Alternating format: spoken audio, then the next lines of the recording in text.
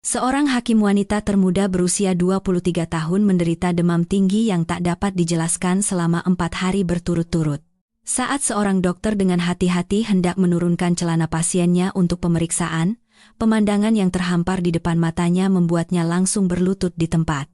Nama saya Aulia Putri Larasati, 23 tahun, hakim termuda di Pengadilan Negeri Jakarta Pusat. Pada hari saya menerima surat keputusan, orang-orang mengatakan bahwa saya memiliki takdir sebagai seorang penegak hukum, diberkahi dengan kebijaksanaan dan keteguhan yang langka untuk usia saya. Namun, tak seorang pun yang menyangka, hanya 3 bulan setelah duduk di kursi hakim, hidup saya akan berbelok ke jalan yang tak pernah diinginkan siapapun. Semuanya dimulai dengan demam misterius yang tidak turun oleh obat apapun selama 3 hari. Saya masih ingat dengan jelas malam pertama demam itu datang. Hari itu adalah hari setelah saya menyelesaikan persidangan kasus yang oleh media disebut kasus pembunuhan apartemen Sudirman. Saya menjatuhkan hukuman mati kepada terdakwa, Baskara Wijoyo, seorang direktur perusahaan konstruksi besar berusia 42 tahun. Orang-orang menyebutnya pembunuh berdarah dingin, yang telah membunuh istrinya, dan membuang jasadnya di bak mandi berisi air panas. Namun, saya tidak bisa melupakan tatapan matanya saat mendengar putusan. Bukan tatapan ketakutan, melainkan tatapan dingin yang mengerikan, seolah-olah ia ingin mengatakan sesuatu yang tak dapat saya pahami. Malam itu, saya kembali ke apartemen saya di kawasan Tebet. Angin sejuk bertiup dari jendela, dan lampu kota Jakarta tampak gemerlap, tetapi wajah saya yang terpantul di cermin tampak pucat dan lelah. Keadilan selalu menuntut harga, gumam saya pada diri sendiri. Ketika saya meletakkan tangan di dahi, saya merasakan panas yang menyengat. Mengira hanya flu biasa, saya meminum obat dan pergi tidur. Namun, di tengah malam, saya terbangun karena demam yang membuat seluruh tubuh saya menggigil, dan pakaian saya basah kuyup oleh keringat. Dalam keadaan setengah sadar, saya bermimpi tentang pria yang saya vonis mati, Baskara Wijoyo, berdiri di sisi tempat tidur saya. Dengan mata kosong, bibirnya bergerak seolah ingin mengatakan sesuatu. Saya ingin berteriak, tetapi tenggorokan saya tercekat. Keesokan paginya, tubuh saya terasa remuk redam dan kepala saya sakit seperti mau pecah. Termometer menunjukkan angka 39,8 derajat Celcius. Saya mengajukan cuti sakit ke pengadilan, dan segera naik taksi menuju rumah sakit.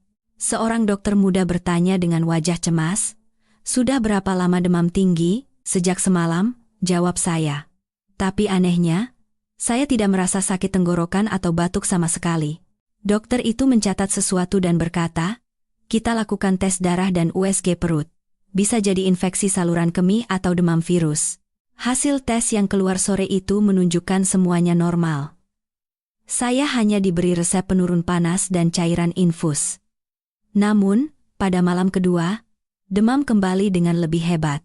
Wajah saya menjadi pucat pasi, bibir saya kering dan pecah-pecah, dan mata saya cekung. Setiap kali saya memejamkan mata, pemandangan ruang sidang hari itu kembali muncul.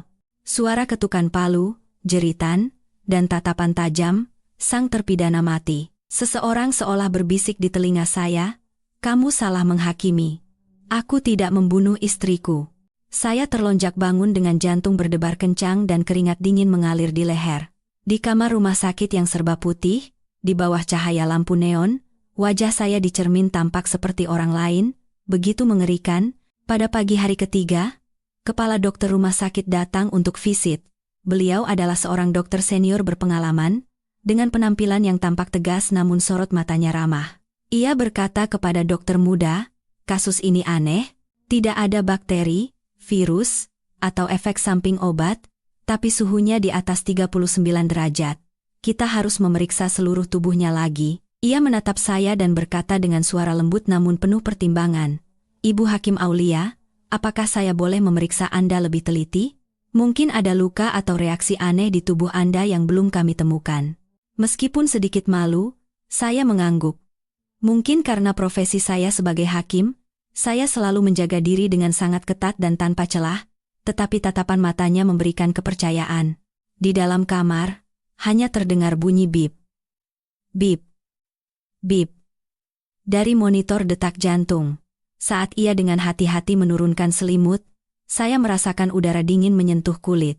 Saya memalingkan wajah, jantung berdebar kencang. Saat ia berkata pelan, "Ibu Hakim, saya akan memeriksa bagian bawah tubuh Anda." Saya mengangguk kecil. Ia dengan sangat hati-hati menurunkan celana piyama rumah sakit saya, hanya memperlihatkan bagian kaki. Tiba-tiba, saya mendengar napasnya tercekat, dan suara "hah" keluar dari tenggorokannya. Ketika saya menoleh, ia sudah berlutut di lantai sambil memegang pergelangan kaki saya. Tangannya gemetar. Ia menatap tajam sebuah tanda lahir berwarna kemerahan berbentuk bunga teratai yang terletak tepat di atas pergelangan kaki kanan saya. Matanya dipenuhi keterkejutan, dan ia bergumam, "Tidak mungkin, tanda itu." Saya membeku. "Tanda apa, Dok?" "Ini hanya tahi lalat biasa yang saya miliki sejak kecil." Ia mengangkat kepalanya. Wajahnya pucat pasi, dan suaranya bergetar. "Korban dalam kasus yang Ibu Hakim tangani memiliki tanda lahir dengan bentuk dan di lokasi yang sama persis." Udara di dalam ruangan seolah membeku. Dengan perasaan bingung, saya menatap pergelangan kaki saya. Di dalam kepala saya, terlintas bayangan wanita muda yang terbaring tak bergerak di dalam bak mandi hari itu. Kulitnya pucat, dan bayangan diri saya yang membacakan putusan dengan suara dingin. Satu baris kalimat yang tertulis jelas di berkas perkara kembali terngiang. Korban memiliki tahi lalat berbentuk bunga teratai merah di bawah pergelangan kaki kanan. Saya mencengkeram spray rumah sakit dengan erat. Bibir saya bergetar. "Dok, apa itu benar? Bagaimana bisa sama persis seperti ini?" Ia tidak menjawab. Ia hanya menatap saya dengan mata yang dipenuhi campuran antara kengerian dan iba. Malam itu, saya tidak bisa tidur. Suhu tubuh saya masih 39 derajat, jantung berdebar tidak teratur, dan rambut saya basah kuyup oleh keringat. Dalam mimpi, saya berada di ruang sidang. Namun, yang duduk di kursi hakim bukanlah saya, melainkan seorang wanita bergaun putih. Rambut panjangnya menutupi sebagian wajahnya, dan di pergelangan kakinya, bunga teratai merah terlihat jelas. Ia menatap saya, tersenyum tipis, dan berkata, "Keadilan tidak terletak pada putusan, tetapi pada nurani sang pemutus perkara." Saya terbangun dengan kaget. Saya melihat sekeliling, tetapi kamar rumah sakit itu sunyi. Namun, di ujung tempat tidur, map putusan kasus Baskara Wijoyo yang kemarin saya letakkan di dalam tas kerja, kini terbuka. Tepat di halaman yang berisi catatan detail tentang tanda lahir berbentuk bunga teratai. Jantung saya serasa mau meledak. Di luar jendela, hujan mulai turun deras di atas kota Jakarta. Seseorang seolah menarik selimut saya, tetapi tangan saya terasa sedingin es. Dalam kesadaran yang kabur, kata-kata dokter tua itu sebelum meninggalkan kamar kembali terdengar. Gadis ini mungkin tidak hanya sakit secara fisik. Saya tidak tahu apa yang ia maksudkan. Tetapi sejak saat itu, saya punya firasat. Demam tinggi saya bukanlah sesuatu yang bisa dijelaskan oleh ilmu kedokteran, dan kisah yang sebenarnya baru saja dimulai.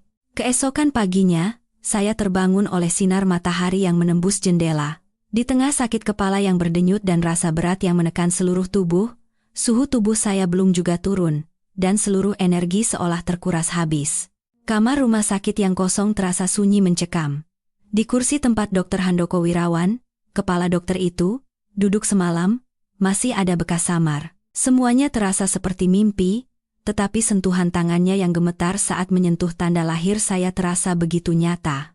Sekitar pukul 10 pagi, pintu terbuka dan Dr. Handoko masuk. Wajahnya tampak dipenuhi pemikiran yang dalam. Di tangannya, ada sebuah map tua yang sudah menguning. Di sampulnya tertulis, "Laporan autopsi kasus Baskara Wijoyo." Jantung saya berdebar keras. Ia meletakkan map itu di atas meja dan menatap saya dengan mata yang dipenuhi campuran antara iba dan penyesalan.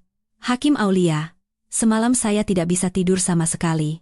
Saya meminta salinan laporan autopsi kasus yang Anda tangani dan baru saja menerimanya. Tahukah Anda, tanda lahir bunga teratai di pergelangan kaki korban tercatat dengan sangat jelas di laporan ini.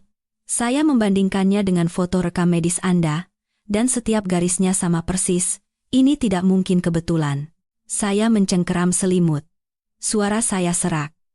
"Tapi bagaimana mungkin? Saya punya tanda ini sejak lahir." Dr. Handoko menghela napas panjang. "Anda lahir di mana? Apakah Anda ingat siapa yang membantu persalinan Anda?" Saya mengerutkan kening, mencoba mengingat. Di sebuah klinik bersalin di Menteng. Kata ibu saya, persalinannya sulit dan terjadi pendarahan hebat. Tapi ibu saya meninggal saat saya berumur 10 tahun. Dan ayah saya juga meninggal karena kecelakaan motor. Sekarang, bibi sayalah yang membesarkan saya. Dokter Handoko terdiam. Beberapa saat kemudian, ia berkata pelan, saya ingin bertemu dengan bibi Anda. Ada beberapa hal yang ingin saya tanyakan. Dengan hati cemas, saya mengangguk. Sebuah firasat samar melintas di benak saya. Seolah-olah demam tinggi ini menuntun saya ke sebuah rahasia yang selama 23 tahun tak pernah berani disentuh siapapun. Sore harinya, Bibi Ratna tiba. Bibi 10 tahun lebih muda dari ibu saya, dan ia adalah seorang penjahit di kawasan Tanah Abang yang hidup dengan gesit. Begitu melihat saya terbaring di ranjang rumah sakit, ia terkejut. Ya ampun, Aulia, kenapa wajahmu pucat begini? Kenapa tidak menelepon Bibi dari kemarin? Dokter Handoko berdiri dan memberi salam dengan sopan. Ibu Ratna? Ya? Saya Dokter Handoko, dokter yang merawat Aulia. Ada beberapa hal yang ingin saya tanyakan mengenai saat Aulia lahir. Bisakah Anda membantu? Bibi tampak terkejut sejenak, lalu tersenyum canggung. Kenapa dokter bertanya soal itu? Sudah lama sekali, kakak saya, ibunya Aulia, juga sudah meninggal. Jadi saya tidak begitu tahu. Tetapi apakah Anda ingat jika ada sesuatu yang istimewa saat Aulia lahir? Misalnya, apakah ada tanda lahir di tubuhnya? Bibi tiba-tiba berhenti bicara. Wajahnya menjadi pucat, dan ia mencengkeram tas di tangannya dengan gemetar. Setelah beberapa saat, Bibi dengan susah payah membuka mulut. Tak tanda lahir itu, saya ingat. Waktu kecil, orang-orang berbisik itu tanda dari kehidupan sebelumnya, tapi kakak saya bilang tidak usah dipikirkan, yang penting anaknya sehat. Tapi kenapa dokter bertanya soal itu? Dokter Handoko, sebagai jawaban, mengeluarkan sebuah foto autopsi dari map dan menunjukkannya. Melihat foto itu, Bibi menutup mulutnya dan menjerit. Ya Tuhan, bagaimana bisa ada orang yang mirip sekali? Saya dengan susah payah bangkit dan bertanya dengan suara bergetar. Bibi, apa Bibi kenal wanita di foto itu? Bibi menatap saya dengan mata berkaca-kaca. Aulia, wanita di foto itu, mirip sekali dengan ibumu waktu muda. Bedanya hanya tidak ada bekas luka di bahunya. Saya membeku di tempat. Dokter, Handoko perlahan berkata, nama korban dalam kasus ini adalah Dewi Lestari, 32 tahun. Menurut catatan, 23 tahun yang lalu, ia kehilangan bayi perempuannya yang baru lahir karena lahir prematur dan meninggal. Namun, jasad bayinya tidak pernah ditemukan. Anda mengerti, Hakim Aulia? 23 tahun, sama dengan usia Anda. Udara seolah berhenti. Jantung saya berdebar seperti mau merobek dada. Maksud dokter? Saya mungkin. Anak itu? Dokter Handoko, sebagai jawaban, hanya mengangguk pelan. Bibi menangis terseduh-seduh. Tidak mungkin. Kakak saya melahirkan di klinik bersalin Melati di Menteng, dan saya melihatnya dengan mata kepala sendiri. Namun, Dokter Handoko tegas, saya sudah memeriksa catatan persalinan di klinik itu. Pada hari itu, ada catatan persalinan prematur yang waktu kelahirannya cocok dengan Anda. Namun, nama ibunya dicoret dan diganti dengan nama lain yang tidak dikenal, Aminah. Catatan aslinya hilang. Kamar rumah sakit menjadi sunyi senyap. Suara pengumuman dari lorong terdengar seperti tangisan pilu seseorang. Bulu kuduk saya berdiri. Tangan saya mencengkeram ujung sprei hingga memutih. Bibi menunduk dan berkata dengan suara kosong. Sebenarnya, ada satu hal yang belum pernah kuceritakan. Setelah ibumu meninggal, saat aku membereskan barang-barangnya, aku menemukan salinan akta kelahiran di dalam lemari. Di sana, nama ibumu tertulis Dewi Lestari. Aku pikir itu salah, jadi aku membakarnya. Semuanya terasa berputar. Napas saya sesak, dan jantung saya bergejolak. Kalau begitu, wanita yang selama ini saya panggil ibu, bukanlah ibu kandung saya, dan wanita yang suaminya saya vonis mati di pengadilan adalah ibu kandung saya? Dokter Handoko mendekat dan meletakkan tangannya dengan lembut di bahu saya. Hakim Aulia, Anda perlu istirahat sekarang. Saya akan terus menyelidikinya. Tapi dalam situasi apapun, jangan sampai Anda hancur. Demam tinggi Anda mungkin bukan penyakit biasa, melainkan terkait dengan guncangan psikologis yang mendalam. Saya tidak punya tenaga untuk berkata apa-apa lagi. Setelah ia dan Bibi pergi, saya hanya menatap langit-langit yang kosong. Di dalam kepala saya, foto wanita di dalam berkas itu terus muncul. Tatapan matanya yang lembut, bibirnya yang sedikit terkatup. Terasa asing, namun anehnya akrab. Saya teringat malam-malam masa kecil ketika ibu angkat saya memeluk dan menidurkan saya. Ibu terkadang menghela napas panjang dan berkata, "Suatu hari nanti, kalau kau tahu segalanya, maafkan ibu, ya." Dulu, saya pikir itu hanya igauan. Kini, kata-kata itu menjadi belati yang menusuk jantung. Malam harinya, saya tertidur dalam kekacauan rasa takut dan sakit. Dalam mimpi, saya berdiri di tengah ruang sidang. Palu hakim diketuk dengan keras, namun kali ini, yang duduk di kursi hakim bukanlah saya. Itu adalah seorang wanita bergaun putih dengan wajah yang sangat mirip dengan saya. Ia menatap saya dengan mata penuh air mata dan berkata, "Kau telah menjatuhkan hukuman mati pada orang yang membunuh ibumu, tetapi pada saat yang sama, kau juga telah membunuh nuranimu sendiri." Saya menjerit, "Ibu, saya tidak tahu. Saya tidak tahu apa-apa." Namun, suara saya hilang ditelan kehampaan. Ketika saya terbangun, bantal saya basah oleh air mata. Di luar, Jakarta masih riuh, dan mobil-mobil melaju tanpa henti. Tapi bagi saya, segalanya terasa berhenti. Saya merasa tersesat di antara dua dunia. Satu sisi adalah akal sehat seorang hakim. Sisi lain adalah hati seorang anak yang putus asa mencari kebenaran. Sejak saat itu, saya tahu hidup saya tidak akan pernah tenang lagi. Pengadilan yang sesungguhnya belum berakhir. Itu baru saja dimulai di dalam jiwa saya. Setelah pertemuan hari itu, pikiran saya seolah terbelah dua. Satu sisi adalah logika seorang hakim yang mempercayai bukti, sisi lain adalah hati seorang manusia yang bahkan meragukan akarnya sendiri. Demam tinggi saya tidak sepenuhnya hilang, tetapi tersisa sebagai demam ringan, seperti bara api yang membara di dalam pembuluh darah. Membakar tubuh saya, sekaligus mengubah semua yang saya yakini sebagai kebenaran menjadi abu. Sore itu, Dr. Handoko datang lagi. Kali ini, bukan dengan penampilan dingin seorang dokter. Matanya menunjukkan beban berat yang ia pikul. Ia duduk di kursi di sebelah tempat tidur. Di tangannya, ada sebuah berkas yang sudah usang. "Hakim Aulia, saya minta maaf harus mengatakan ini. Tetapi Anda harus menghadapi kebenaran. Tadi pagi, saya kembali ke klinik bersalin melati di Menteng. Saya menggeledah arsip lama mereka. Banyak data yang hilang, tetapi saya kebetulan menemukan sebuah buku catatan tua milik seorang bidan pensiunan bernama Ibu Siti. Jantung saya berdebar kencang saat saya menatapnya. Apakah beliau masih hidup? Ya. Saya sudah menemuinya. Menurutnya, pada tahun itu ada sebuah persalinan yang sangat istimewa. Seorang wanita muda dilarikan ke UGD dalam kondisi pendarahan hebat. Tanpa kartu identitas, hanya memegang erat selembar foto anak perempuan berusia 3 tahun. Katanya ia mengalami kecelakaan dalam perjalanan ke rumah sakit. Bayinya meninggal beberapa menit setelah dilahirkan.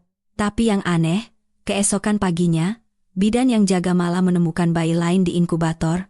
Jasad bayi yang meninggal sudah hilang. Saya ternganga, tak bisa berkata apa-apa.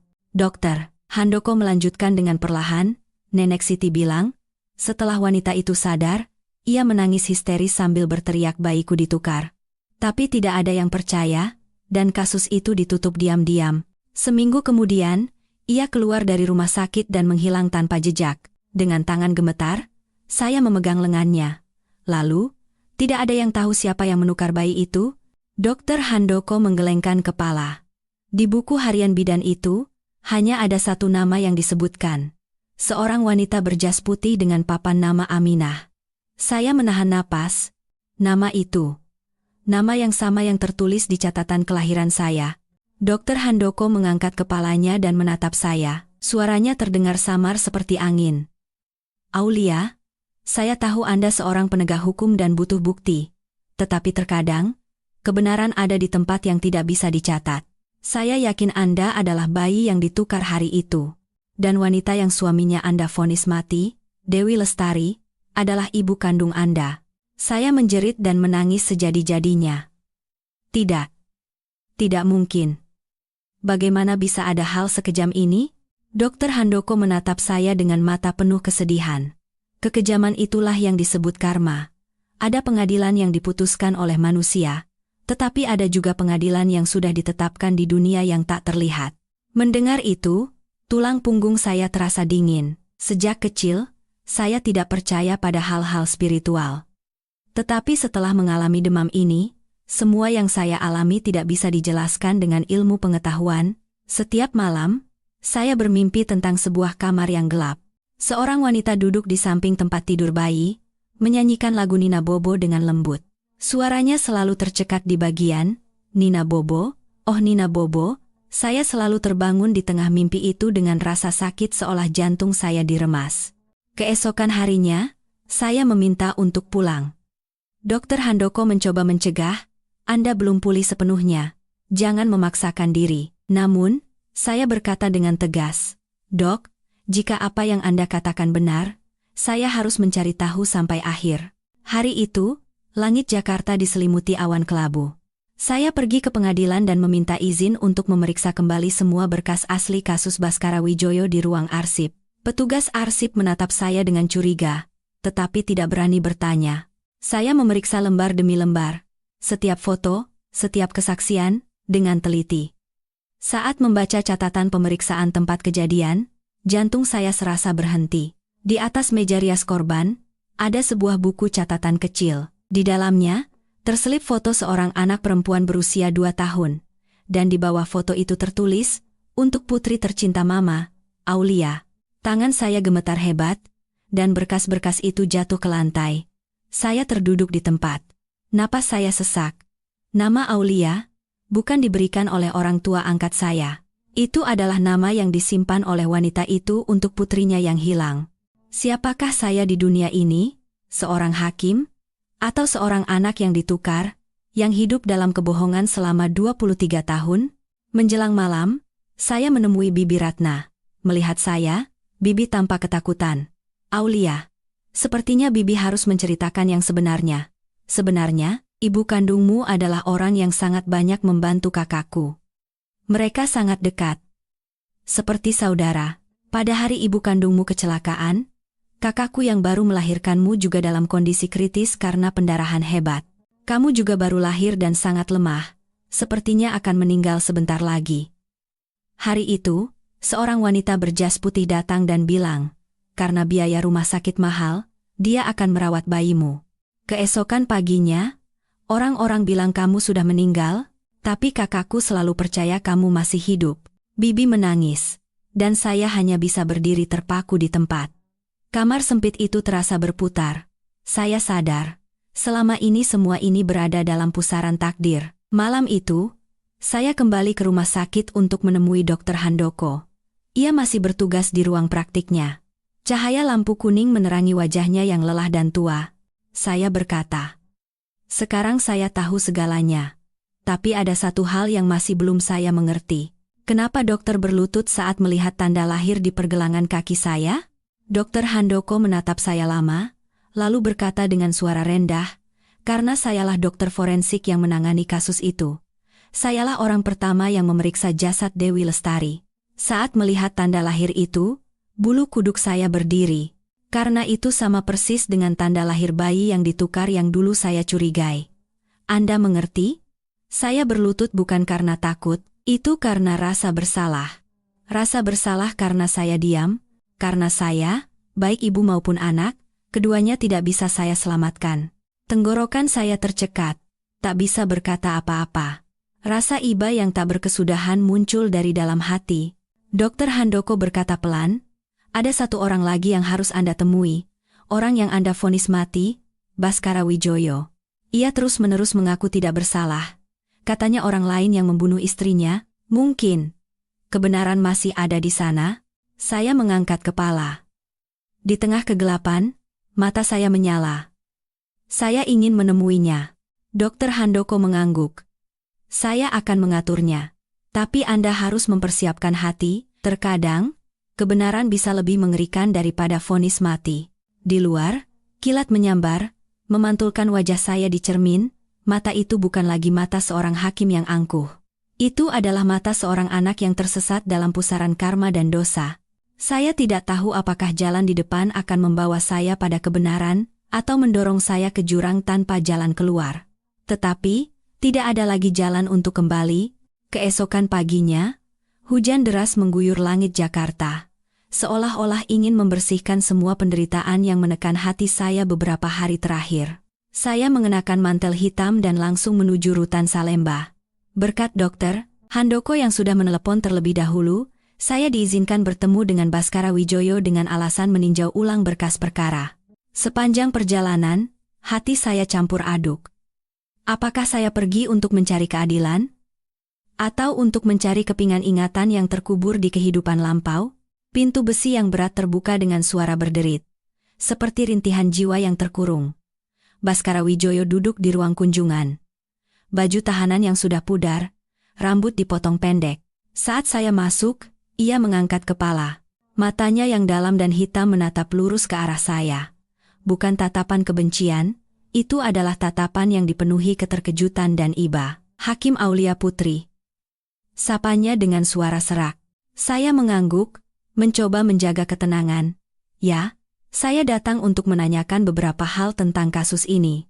Ia tersenyum lemah. Senyum itu mengandung kepahitan yang mendalam. Baru sekarang Anda percaya saya tidak bersalah? Ketika saya bilang ada orang lain di apartemen malam itu, tidak ada yang mendengarkan. Saya mengepalkan tangan dan menjawab pelan. Saya sedang meninjau ulang semua catatan. Saya ingin tahu lebih banyak tentang istri Anda, Dewi Lestari. Bagaimana Anda bertemu dengannya? Ia terdiam sejenak, menatap ke kejauhan dan berkata, Dewi adalah wanita yang hangat dan baik hati. Kami bertemu saat ia bekerja sebagai perawat di klinik bersalin melati di Menteng. Ia selalu berkata, beberapa tahun lalu ada kejadian yang membuatnya menderita seumur hidup. Katanya ia kehilangan putri pertamanya. Tapi ia selalu percaya anaknya tidak benar-benar meninggal, melainkan ditukar. Aku menyuruhnya untuk melupakan, tapi ia terus menyimpan selembar foto dan berkata kalau aku bertemu lagi dengan putriku, aku akan langsung mengenalinya. Begitu melihat tanda lahir bunga teratai di pergelangan kaki kanannya. Seluruh tubuh saya terasa membeku, saya menatap pergelangan kaki saya. Jantung saya berdebar kencang. Baskara melanjutkan dengan suara tercekat, malam saat istriku meninggal, aku pulang dan menemukan pintu terbuka lebar. Di kamar mandi, air terus mengalir, dan ia terbaring tak bergerak. Di lantai, ada sebuah jarum suntik. Aku panik dan memanggil ambulans. Tapi ketika polisi datang, mereka bilang sidik jariku ada di jarum suntik itu, dan menyimpulkan bahwa aku menyuntikkan racun pada istriku. Tidak ada yang percaya padaku. Yang aku ingat hanyalah seorang wanita berjas putih di lorong saat aku berlari keluar. Rambutnya diikat tinggi. Ia menatapku, tersenyum sangat tipis, lalu menghilang. Saya membeku di tempat. Setiap kata-katanya menusuk jantung saya. Apakah Anda melihat wajah wanita itu dengan jelas? Tidak. Tapi aku mendengar ia berkata satu kalimat wanita itu sudah membayar dosanya. Sisanya adalah tanggungan putrinya. Lalu ia berbalik dan pergi. Tulang punggung saya terasa dingin. Nama yang tertulis di catatan kelahiran saya. Nama yang muncul di buku harian bidan tua. Aminah. Terlintas di benak saya. Semua kepingan puzzle mulai cocok dengan mengerikan. Saya mengambil napas dalam-dalam, mencoba menenangkan diri. Apakah Anda kenal seseorang bernama Aminah? Baskara mengangkat kepala. Matanya menunjukkan keraguan. Kenal.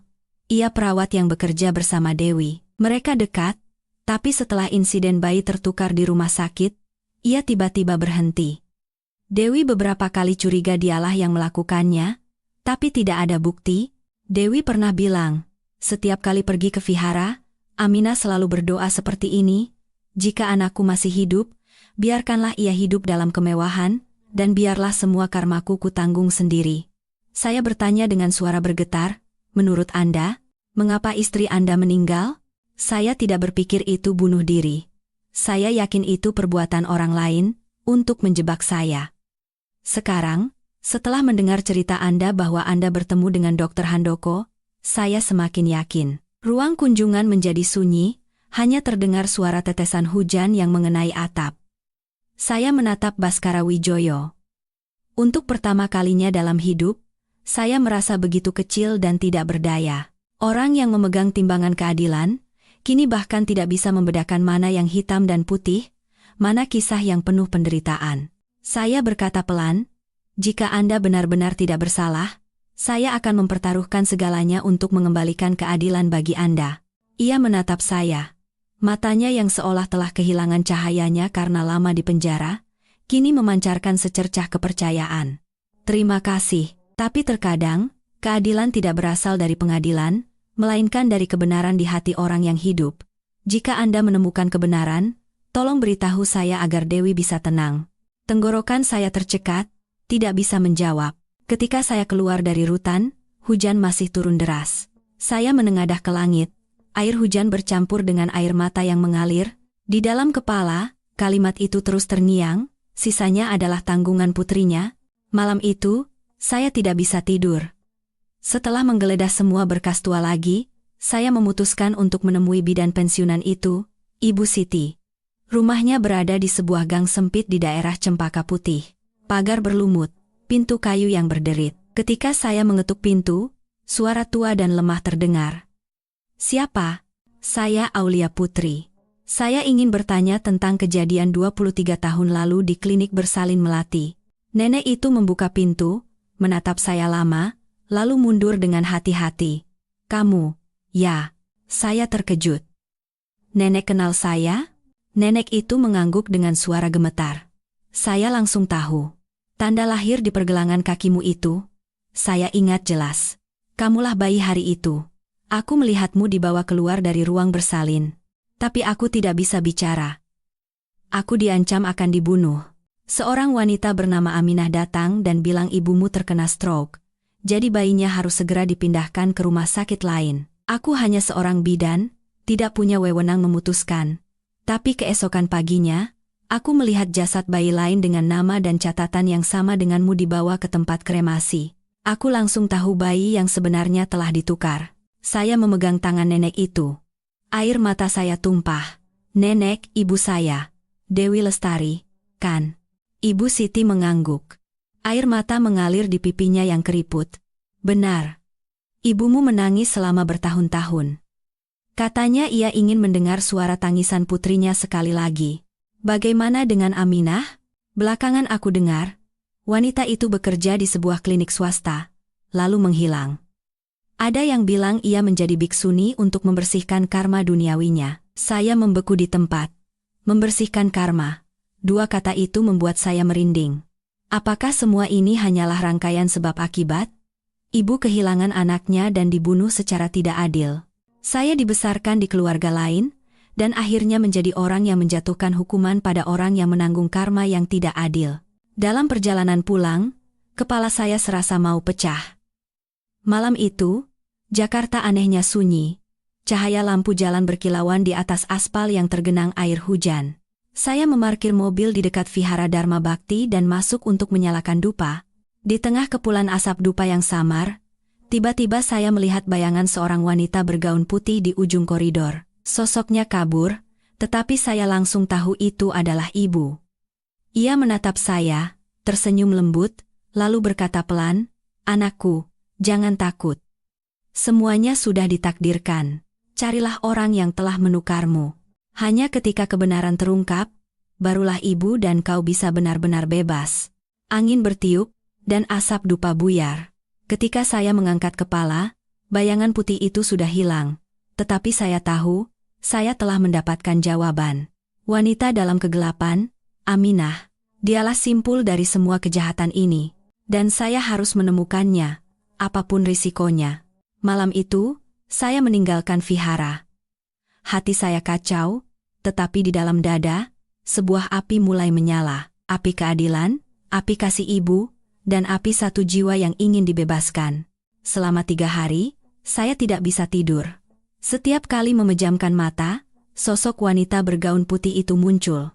Suaranya yang lembut namun membekas di benak, "Carilah orang yang telah menukarmu." Kata-kata itu seperti vonis mati yang menggantung di udara, berputar-putar di telinga dan membuat saya sesak napas.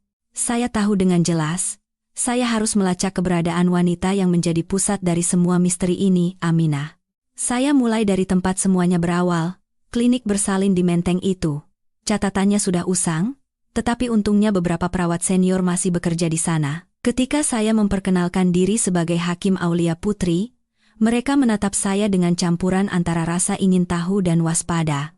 Seorang perawat paruh-baya, setelah ragu-ragu cukup lama, berkata pelan, "Saya pernah dengar cerita dari para senior. Katanya Suster Aminah itu dulunya orang yang baik dan rajin, tapi setelah kasus bayi tertukar itu, ia diusir dari dunia medis. Ada rumor ia menjadi biksuni, tapi saya tidak percaya. Beberapa tahun lalu, saya pernah melihat orang yang sangat mirip dengannya. Dia bekerja di sebuah klinik pengobatan tradisional di daerah Glodok. Saya menanyakan alamatnya, dan ia menuliskannya di secari kertas dengan tangan gemetar. Tapi, Bu Hakim, kalau memang orang itu benar dia, Anda harus hati-hati. Kudengar dia sekarang bukan orang biasa lagi." Sore itu, saya langsung mengemudikan mobil ke Glodok. Ganggang sempit itu gelap, lembab, dan penuh sampah. Papan nama tua bertuliskan Klinik Sinshe Sumber Waras warnanya sudah pudar, hanya beberapa huruf yang masih terbaca. Saat saya melangkah masuk, bau obat herbal yang menyengat menusuk hidung. Di dalam, seorang wanita berusia sekitar 66 bros kerambu, dengan rambut beruban dan mengenakan baju cheongsam longgar berwarna biru pucat sedang merebus obat. Saya membuka mulut, "Permisi. Apakah Anda Ibu Aminah?" Wanita itu mengangkat kepala, tatapan matanya anehnya tajam, dan pupil hitamnya dalam seolah bisa menyedot orang. Ia menatap saya sangat lama, lalu tersenyum tipis, senyum yang membuat tulang punggung saya merinding. "Hakim Aulia Putri." Rupanya. Saya terkejut dan mundur selangkah. "Anda kenal saya?" Ia meletakkan cangkir tehnya, perlahan mengelap tangannya dan berkata, "Aku sudah menunggumu datang." "Sudah 23 tahun, ya." Akhirnya takdir kembali ke tempatnya. Mendengar kata-katanya, jantung saya serasa berhenti. Saya bertanya dengan suara gemetar, "Kenapa Anda menukar saya? Kenapa Anda membuat ibu saya kehilangan anaknya, dan secara tidak langsung menyebabkan kematiannya?" Aminah terdiam lama. Matanya tampak sedih seperti awan kelabu, "Karena aku berutang kepada ibuku, dan juga kepada Dr. Handoko." Saya membeku. "Utang? Kepada Dr. Handoko?" Ia mengangguk. "Dulu, aku adalah rekan kerja Dr. Handoko. Ia yang bertanggung jawab atas persalinan ibuku. Tapi malam itu, ibuku tidak dalam kondisi biasa. Ia dilarikan dalam keadaan pendarahan hebat. Tapi yang membuatku ngeri, di pergelangan kakinya juga ada tanda lahir berbentuk bunga teratai yang sama denganmu. Saat melihatnya, darahku terasa membeku. Aku tahu, karma lama sedang kembali." Dengan tenggorokan tercekat, saya bertanya, "Karma lama apa?" Aminah perlahan mengangkat kepala dan menatap lurus ke arah saya. 23 tahun yang lalu, aku terlibat dalam kasus penukaran bayi dari sebuah keluarga kaya. Bayi yang ditukar saat itu adalah kau. Mereka memberiku uang sangat banyak dan bilang ibu kandungmu punya penyakit jiwa sehingga tidak bisa mengasuh anak. Aku melakukannya karena keserakahan, karena kondisi rumah sakit yang miskin, untuk membayar utang suamiku. Tapi belakangan aku baru tahu, wanita yang anaknya kuambil itu adalah mantan rekan kerjaku, Dewi Lestari. Ia mengenaliku dan datang ke rumah, berlutut memohon agar anaknya dikembalikan. Tapi aku takut dan melarikan diri. Ia menangis sampai pingsan, dan sebulan kemudian, aku mendengar kabar ia meninggal. Suaranya bergetar, dan kedua tangannya yang kurus terkepal hingga memutih. Saat aku tahu kau menjadi hakim, aku sadar karma telah kembali. Kau menghakimi orang lain, tapi sebenarnya, kau sedang menghakimi takdirmu sendiri. Saya membeku di tempat. Tanpa sadar, air mata saya mengalir. Saya tidak tahu harus membenci wanita ini atau mengasihaninya. Ia telah menghancurkan hidup ibu saya, tetapi di matanya, hanya terlihat penderitaan dan rasa bersalah yang tak berkesudahan. Dengan tenggorokan tercekat, saya bertanya, "Utang apa kepada Dr. Handoko?" Ia menghela napas dan menatap ke kejauhan. Dr. Handoko pernah menyelamatkan suamiku yang dulu dituduh secara tidak adil. Tapi saat ia tahu aku terlibat dalam kasus penukaran bayi, ia mencariku dan memohon agar aku mengatakan yang sebenarnya. Aku takut dan melarikan diri. Dengan membawamu yang masih bayi, lalu aku menitipkanmu pada wanita lain untuk dibesarkan. Orang yang selama ini kau panggil ibu. Saat itu, Dr. Handoko juga ikut dihukum dan dimutasi karena menyembunyikanku. Ia hidup dengan rasa bersalah itu seumur hidupnya. Saya terduduk di kursi. Semuanya terasa hancur. Saya terisak dan berkata, "Tahukah Anda, ibu saya meninggal secara tidak adil. Saya, tanpa tahu apa-apa tentang kebenaran, menjatuhkan hukuman mati pada suaminya." Aminah menatap saya dan menangis. Aku tahu, aku juga ada di ruang sidang hari itu. Duduk di barisan paling belakang. Saat kau mengetuk palu dan membacakan putusan, aku melihat dengan jelas tanda merah di pergelangan kakimu bersinar terang seperti darah. Aku tahu. Itu adalah takdir yang ditentukan langit. Bahwa kau harus menanggung karmaku, karma ibumu, dan karma pembunuh yang sebenarnya. Saya mengepalkan tangan dan bertanya dengan putus asa. Siapa yang membunuh ibu saya? Ia perlahan memejamkan mata dan gemetar. Seorang pria berkuasa, orang yang berada di balik skenario kasus penukaran bayi itu. Tapi aku tidak bisa menyebutkan namanya. Kalau aku bicara, aku akan mati. Saya bangkit dan berteriak, "Anda telah merenggut nyawa ibu saya, dan Anda masih takut mati?" Aminah tidak melawan, hanya tersenyum sedih. Kau tidak tahu. Di dunia ini, ada orang-orang yang kekuasaannya bahkan bisa membuat keadilan tunduk. Tapi aku berjanji, jika karma ini tidak berakhir, aku sendiri yang akan mengakhirinya dengan tanganku. Ia bangkit, masuk ke dalam, dan membawa sebuah amplop tua, lalu memberikannya kepada saya. Di dalam ini ada surat yang dikirimkan ibumu kepadaku sebelum ia meninggal. Aku menyimpannya selama 23 tahun. Sepertinya sudah waktunya untuk mengembalikannya. Dengan tangan gemetar, saya membuka surat itu, kertasnya sudah menguning, dan tulisannya lembut dan rapi. Suatu hari nanti, jika putriku mencarimu, tolong sampaikan pesan ini, ibu tidak pernah sekalipun membencimu. Ibu hanya berharap putriku menjalani kehidupan yang lurus dan membawa keadilan sejati bagi orang-orang baik. Jika ada kehidupan selanjutnya, ibu ingin tetap menjadi ibumu. Saya menangis terseduh-seduh. Tangisan yang keluar dari tenggorokan tercekat itu serasa merobek jantung. Aminah memalingkan wajah. Tatapan matanya menerawang. Lihat, kan? Ibumu tetap baik hati sampai akhir. Aku tidak pantas menerima pengampunan seperti itu. Sebelum meninggalkan klinik, saya berbalik dan berkata pelan, "Ibu Aminah, jika Anda benar-benar ingin menebus dosa, beritahu saya kebenaran tentang pria yang membunuh ibu saya. Jika Anda diam, ibu saya tidak akan pernah bisa tenang." Ia menatap saya. Setetes air mata jatuh di pipinya. "Besok malam, datanglah ke sebuah vihara tua di puncak. Aku akan menceritakan segalanya. Tapi kau harus datang sendiri." Dengan hati berat, saya mengangguk. Ketika saya keluar dari klinik, hari sudah gelap dan hujan mulai turun lagi. Cahaya lampu jalan menerangi mata saya yang bengkak. Saya tahu, besok malam akan menjadi malam yang menentukan.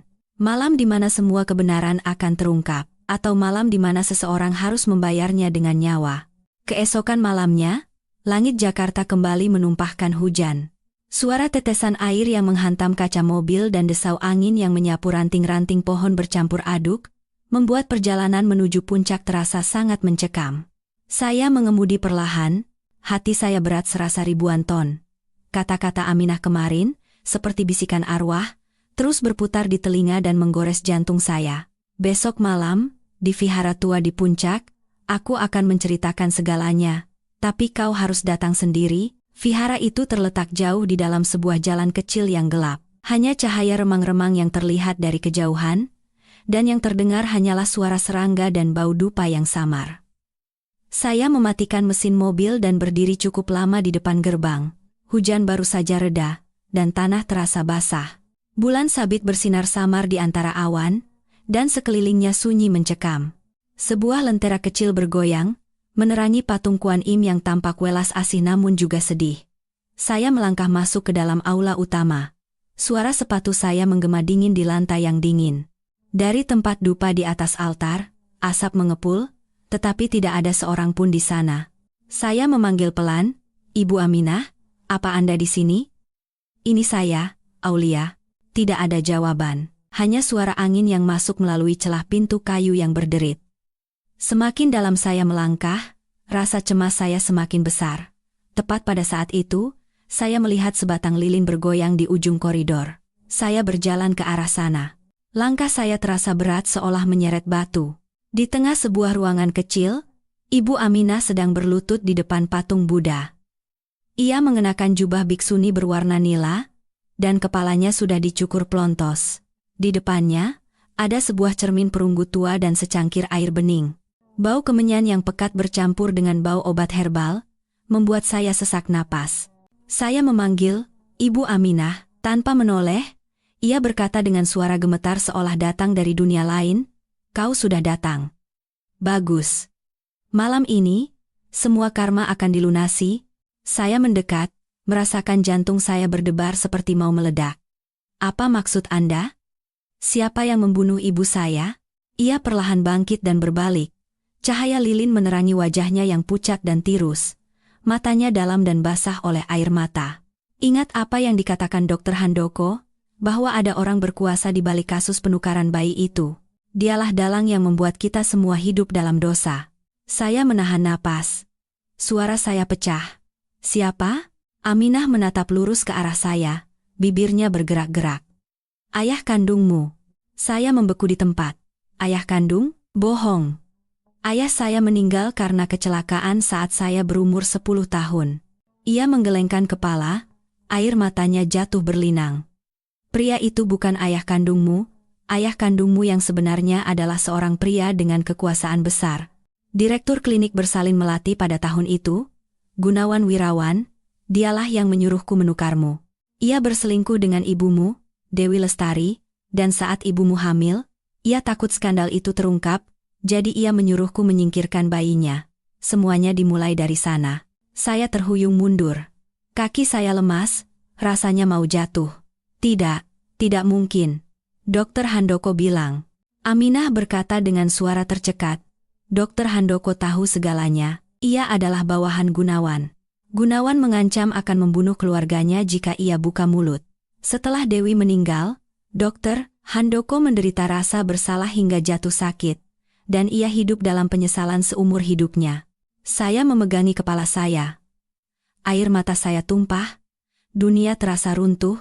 Dokter yang saya kira penolong adalah saksi yang membungkam kejahatan, dan pria yang saya kira ayah adalah dalang yang menghancurkan hidup ibu saya.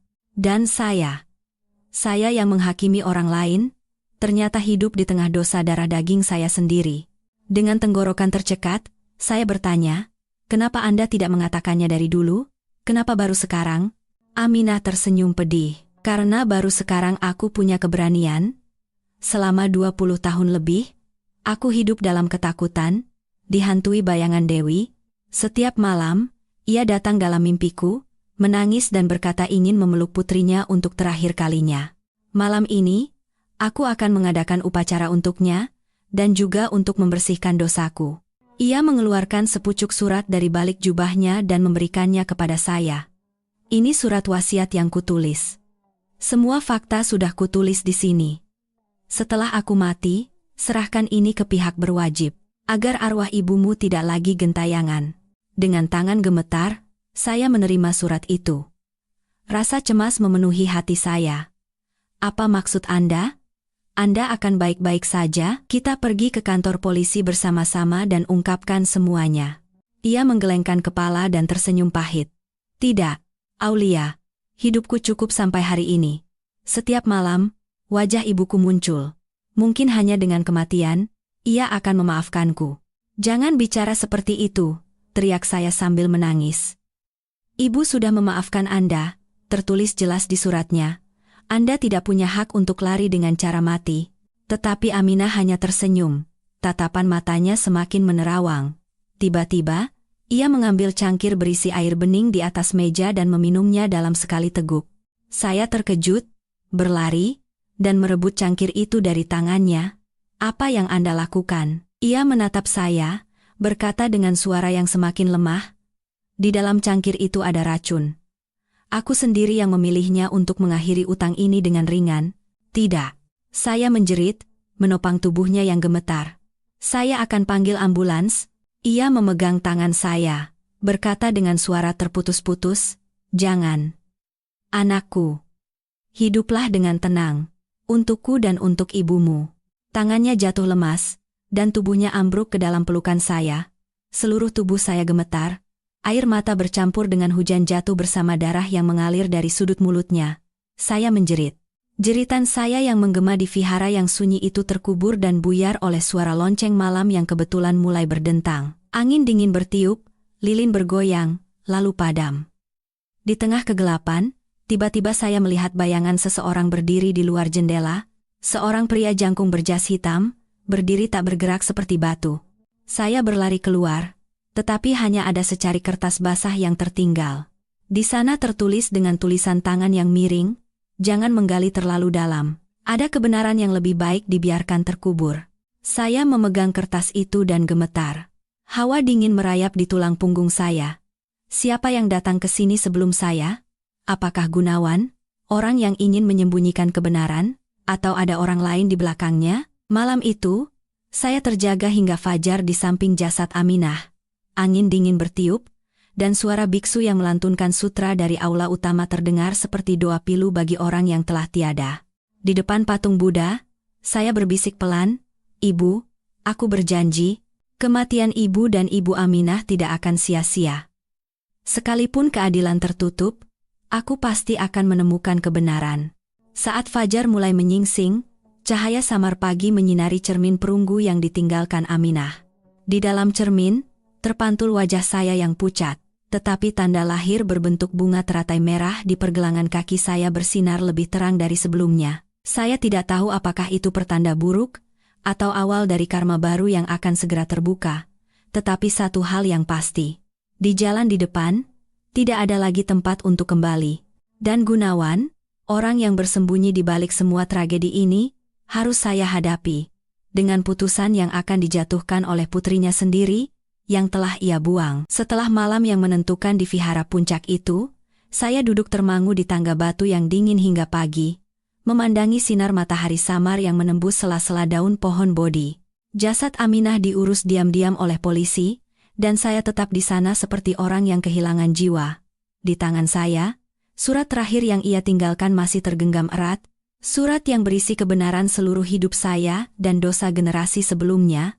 Sejak saat itu, saya tahu saya bukan lagi Hakim Aulia Putri, saya adalah seorang saksi, putri korban, dan anak yang ditukar dalam sebuah konspirasi keji.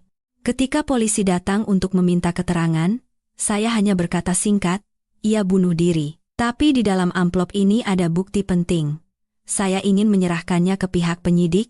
Seorang detektif Parubaya menatap saya dengan curiga. "Maksud Anda, ini berhubungan dengan kasus 23 tahun yang lalu?" Saya mengangguk. Tenggorokan saya tercekat. Terkait kasus penukaran bayi dan kematian Dewi Lestari. Detektif itu terkejut dan segera memerintahkan penyelidikan ulang kasus tersebut. Tetapi saya tahu ini tidak akan mudah. Gunawan Wirawan, mantan direktur rumah sakit dan sekarang seorang pengusaha raksasa dengan jaringan kuat di dunia politik dan bisnis, tidak akan mudah disentuh. Sore harinya, saya menemui Dr. Handoko. Ruang praktiknya di klinik pribadinya nyaman dan terang, berbeda dengan penampilannya yang dulu tampak lelah dan muram. Ia masih mengenakan jas putih, tetapi sorot matanya berbeda, bukan lagi kelembutan, melainkan kewaspadaan. Saat saya masuk, ia sedikit terkejut. "Aulia? Ada apa kemari? Kau butuh istirahat setelah semua yang terjadi." Saya berdiri tegak dan berkata dengan dingin, "Saya baru saja dari vihara di puncak. Aminah meninggal." Ia terdiam, mulutnya terkatup rapat. "Saya tahu. Tadi pagi polisi menelepon. Kasihan, seumur hidupnya ia menderita rasa bersalah." Saya mendekati mejanya dan meletakkan surat itu di atasnya.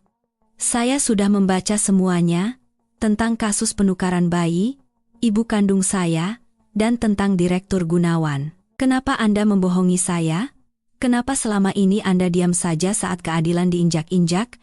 Dr. Handoko memejamkan mata dan menghela napas panjang. Suaranya serak, "Karena saya pengecut dan lemah, Aulia. Dulu saya hanya dokter biasa. Kakak saya, Gunawan, mengancam akan membunuh istri dan anak-anak saya jika saya buka mulut. Ia punya uang dan kekuasaan, dan ada kekuatan di industri ini yang melindunginya. Saya memilih diam. Saya pikir waktu akan menghapus segalanya, tapi ternyata tidak. Dosa tidak pernah hilang. Ia mengangkat kepala, menatap saya dengan mata yang dipenuhi penyesalan dan iba. Pada hari kau menjatuhkan hukuman mati pada Baskara Wijoyo, aku berniat pergi ke pengadilan dan mengungkapkan semua kebenaran. Tapi, saat aku melihat tanda lahir bunga teratai itu, aku tahu takdir sudah ditentukan. Aku takut kau akan hancur jika tahu segalanya terlalu cepat. Tenggorokan saya tercekat. Air mata saya tumpah. Anda tahu saya adalah Putri Dewi Lestari, tapi Anda membiarkan saya hidup dalam kebohongan? Ia menundukkan kepala. Aku menganggapmu seperti putriku sendiri. Setiap kali melihatmu, aku teringat mata Dewi. Aku ingin menebus dosaku dengan melindungimu dari pusaran itu. Tapi Gunawan terus mengawasimu. Ia tahu kau mulai menggali kasus ini lagi. Saya terkejut. Gunawan mengawasi saya? Benar. Orang yang meninggalkan catatan peringatan di vihara semalam juga suruhannya. Aku mencoba mencegahnya, tapi ia bilang semakin banyak anak itu tahu, semakin cepat ia harus mati. Seluruh tubuh saya terasa membeku. Saya berkata dengan suara gemetar, "Dok, saya tidak akan membiarkannya lolos." Dokter Handoko bangkit, mendekati jendela, menutup tirai, lalu berbalik menatap saya. "Aulia, kau harus sangat hati-hati." Gunawan sekarang bukan lagi sekadar mantan direktur rumah sakit. Ia adalah ketua grup medis raksasa dan punya kekuatan besar di dunia bisnis. Jika kau melawannya secara langsung, kau akan kehilangan segalanya. Saya menyeka air mata dan berkata dengan tegas, "Jika keadilan tidak bisa melindungi orang yang tidak bersalah, maka saya yang akan melakukannya." Dokter Handoko menggelengkan kepala pelan. "Kau sangat mirip ibumu. Itulah yang membuatku lebih takut. Dewi juga setegas dirimu, dan akhirnya ia membayarnya dengan nyawa." Ia selesai bicara, lalu mengeluarkan sebuah map tipis dari laci mejanya dan memberikannya kepada saya. "Ini adalah salinan catatan kelahiranmu yang asli. Sebelum Gunawan memusnahkannya, aku berhasil mengambilnya dan menyimpannya. Di sini, ada sidik jarinya sebagai bukti bahwa ia sendiri yang memerintahkan manipulasi data. Jika kau ingin mengungkap kebenaran, ini satu-satunya petunjukmu." Saya menerima map itu. Jantung saya berdebar kencang, dan segalanya perlahan terasa lebih jelas. Tetapi pada saat yang sama, rasa takut yang samar muncul. Saya mengucapkan terima kasih dan meninggalkan kliniknya. Dalam perjalanan pulang, saya memarkir mobil di tepi danau di Ancol dan membuka map itu. Di antara dokumen-dokumen usang, ada selembar foto hitam putih. Seorang pria berjas putih berdiri di samping seorang wanita hamil. Wajah pria itu jelas Gunawan Wirawan. Tetapi yang membuat tulang punggung saya merinding adalah bayangan orang ketiga di sudut foto, Dokter Handoko Wirawan, dengan kepala tertunduk dan tatapan mata seolah menyembunyikan sesuatu. Saya teringat kata-kata Aminah sebelum meninggal, "Di dunia ini, ada orang-orang yang kekuasaannya bahkan bisa membuat keadilan tunduk." Malam itu, saya memutuskan untuk menemui Gunawan. Setelah mencari informasi, saya mendapatkan alamat rumahnya di Pondok Indah. Rumahnya megah, dengan pagar tinggi dan gerbang besar yang mengintimidasi. Cahaya lampu kuningnya tampak hangat, tetapi terasa dingin seperti jeruji besi. Seorang asisten rumah tangga mencoba menghentikan saya, tetapi saat saya menyebutkan nama saya, ia terkejut dan mempersilakan saya masuk. Ruang tamunya luas, dan aroma parfum mahal tercium samar. Gunawan keluar. Masih dengan penampilan berwibawa, rambut beruban, dan kemeja putih rapi. Ia menatap saya dan tersenyum tenang. "Ah, Hakim Aulia Putri. Akhirnya kau datang juga." Saya mengepalkan tangan dan menatap lurus ke arahnya. "Saya datang bukan sebagai hakim. Saya datang sebagai Putri Dewi Lestari." Gunawan terdiam, senyumnya hilang. Setelah beberapa detik hening, ia tertawa kering. "Sudah tahu, ya? Lebih cepat dari dugaanku. Aku sudah menduga hari ini akan datang. Tapi, anakku, masa lalu itu lebih baik dibiarkan tidur." "Masa lalu Anda adalah kejahatan," kata saya dengan suara rendah. "Anda menghancurkan hidup ibu saya, menginjak-injak masa kecil saya, dan mendorong banyak orang ke dalam kematian. Masih mau menyangkal? Gunawan mendekat. Suaranya dingin dan rendah seperti baja. Anakku, kau sedang berbicara dengan orang yang nyawamu ada di tangannya. Jangan uji kesabaranku. Saya tidak mundur. Kalau begitu, saya pasti sudah mati. Anda takut. Karena Anda tahu saya punya bukti, kan? Ia menatap saya lama, lalu tersenyum pahit. Kau benar-benar mirip ibumu, tapi ia lebih lemah darimu. Ia hanya bisa menangis, tapi kau tahu cara melawan. Tapi, anakku, kebenaran tidak akan menyelamatkan siapapun. Hanya akan membuat orang yang hidup semakin menderita. Lebih baik daripada hidup dalam kebohongan seperti Anda. Gunawan tidak berkata apa-apa lagi. Ia berbalik dan perlahan berjalan menuju tangga. Suaranya yang dingin menggema. Jika kau mau keadilan, bersiaplah mempertaruhkan nyawamu. Yang ingin kau singkap bukanlah dosa satu orang, melainkan kekuasaan besar itu sendiri. Pintu tertutup di belakangnya. Dan saya tetap di sana. Jantung saya berdebar kencang. Saya sadar, pertarungan ini bukan lagi pertarungan antara saya dan Gunawan. Ini adalah pertarungan antara keadilan dan kekuasaan, terang dan gelap. Dan saya, meskipun hanya seorang hakim muda, harus melanjutkannya sampai akhir. Saat saya meninggalkan rumah itu, angin bertiup kencang, dan daun-daun kering berhamburan. Saya menengadah ke langit kelabu dan bergumam dalam hati, Ibu, aku tidak takut lagi. Meskipun harus melewati kegelapan, aku pasti akan menemukan cahaya untukmu, dan untuk diriku sendiri. Dan di kejauhan, saya melihat samar-samar sosok seseorang yang terpantul di kaca mobil saya, mengawasi saya.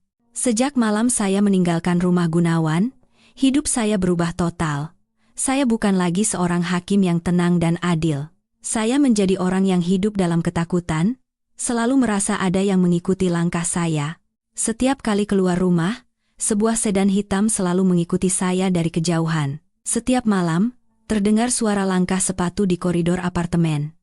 Beberapa kali saya membuka pintu dengan cepat, tetapi tidak ada siapa-siapa, hanya tersisa bau rokok kretek yang samar. Aroma khas yang sama dengan yang saya cium di ruangan Gunawan. Saya tahu ia sedang memperingatkan saya, tetapi semakin takut, saya semakin tidak bisa berhenti. Aminah sudah mati. Ibu saya meninggal secara tidak adil, dan jika saya berhenti di sini, semua arwah itu tidak akan pernah bisa tenang. Saya memutuskan untuk mengumpulkan semua bukti dan menyerahkannya ke pihak berwajib.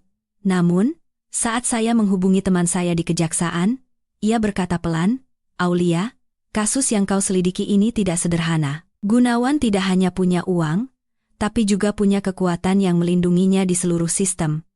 Jika kau maju secara terbuka, mereka akan menghapusmu sebelum kau sempat buka mulut. Saya duduk termangu.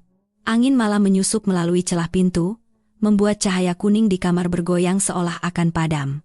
Di atas meja, map yang diberikan Dr. Handoko masih tergeletak, tebal dan berat, seolah menampung semua arwah masa lalu. Saya membukanya lagi lembar demi lembar, mencoba mencari petunjuk baru.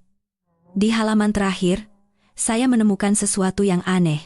Di kolom tanda tangan saksi pada catatan kelahiran, bukan hanya ada tanda tangan Gunawan, tetapi juga tanda tangan kedua.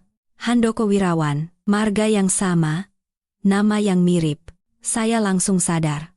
Dr. Handoko bukan hanya bawahannya, ia adalah adik kandung Gunawan Wirawan. Jantung saya berdebar kencang, dan hawa dingin merayap di tulang punggung saya. Selama ini, Dr. Handoko telah membohongi saya. Ia menyembunyikan hubungan darah itu. Rasa dikhianati dan kebingungan yang luar biasa menyelimuti saya. Keesokan paginya, saya mendatangi rumah Dr. Handoko. Ia sedang menyiram tanaman di depan rumah. Melihat saya, ia sejenak membeku, lalu dengan enggan mempersilakan saya masuk. Rumahnya sunyi, dengan aroma melati yang samar, tetapi tidak bisa menghilangkan udara berat yang menyelimuti. Sudah kau temukan, ya? Tanyanya dengan suara lelah. Saya menatap lurus matanya. Anda adik kandung Gunawan Wirawan. Kenapa Anda membohongi saya? Kenapa Anda berpura-pura membantu saya padahal keluarga Andalah akar dari semua kejahatan ini? Ia meletakkan gembor air dan duduk di kursi kayu. Matanya yang tua memerah, karena aku ingin menebus dosa, Aulia, aku berbeda dari kakakku. Gunawan telah menyakiti banyak orang, termasuk ibu kandungmu, tapi aku juga bagian dari dosa itu. Saya gemetar seperti orang kedinginan saat mendengarkan kelanjutan ceritanya. Dulu, kakakku adalah direktur rumah sakit, dan aku adalah asisten dokter yang membantu persalinan Dewi Lestari. Saat bayi lahir, kakakku masuk ke ruang bersalin. Ia bilang, kalau anak ini hidup, hidupku akan hancur. Lalu ia memerintahkanku untuk menyuntikkan obat penghenti jantung ke pembuluh darah bayi itu. Aku hampir melakukannya.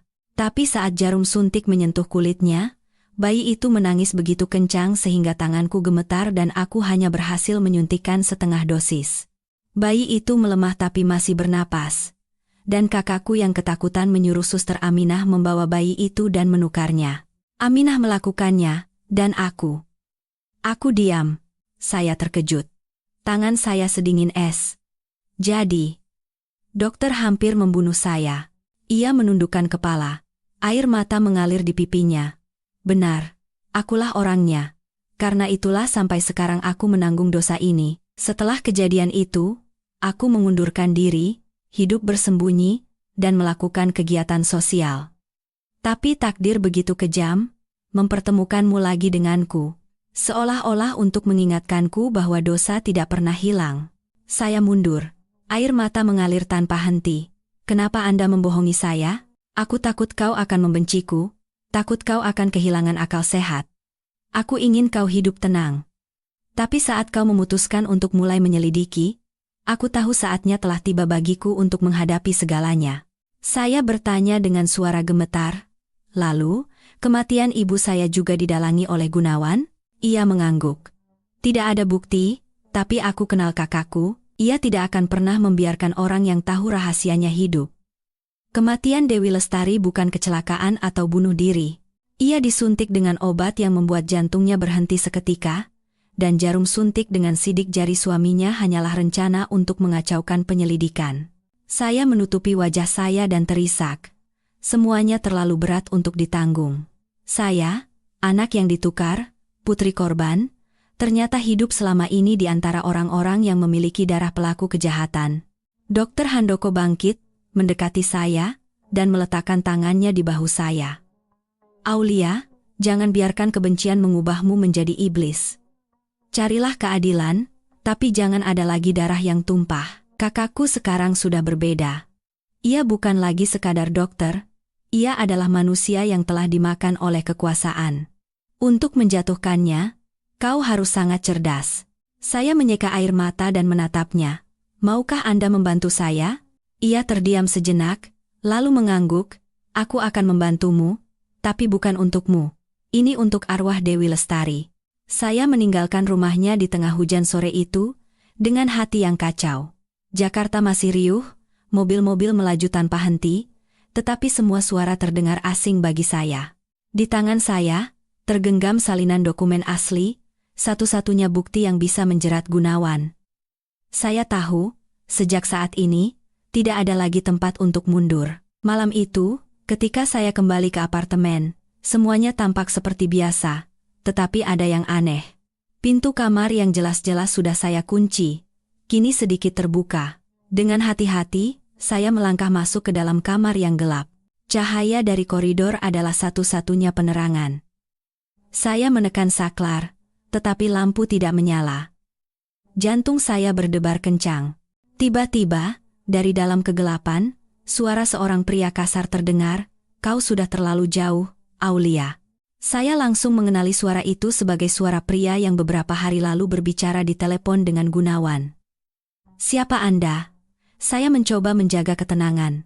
Dari kegelapan, seorang pria berjalan keluar. Berbadan tinggi, mengenakan setelan jas, dengan bekas luka panjang di pipinya, ia menatap saya dan tersenyum dingin. Hanya orang yang datang untuk menasihatimu agar tidak mengorek masa lalu. Bos kami tidak suka itu. Saya mengepalkan ponsel di tangan, menekan tombol rekam, dan mundur ke arah meja. Kalau Anda mau mengancam, sudah terlambat. Semua kebenaran sudah terkirim. Ia mengerutkan kening, lalu tertawa mengejek. Terkirim? Sayang sekali. Tapi tidak masalah. Kau tidak akan punya kesempatan untuk mengirimnya lagi. Ia mengeluarkan sesuatu yang berkilauan dari sakunya. Sebuah belati, jantung saya serasa berhenti. Saya mengambil vas bunga di meja, melemparkannya, dan berlari ke arah pintu. Di belakang saya, terdengar suara langkahnya yang mengejar dan suara desing bilah pisau yang mengerikan. Saya berlari gila-gilaan di koridor dan melompat masuk ke dalam lift. Tepat saat pintu akan tertutup, ia mengayunkan pisaunya, dan bilah itu menancap dalam di celah pintu, hanya beberapa sentimeter dari dada saya. Saat pintu lift tertutup, saya terduduk di lantai, terengah-engah. Air mata saya tumpah. Ketika tiba di lantai 1 dan keluar, seluruh tubuh saya gemetar. Di layar ponsel, file rekaman menyala dengan tulisan menyimpan.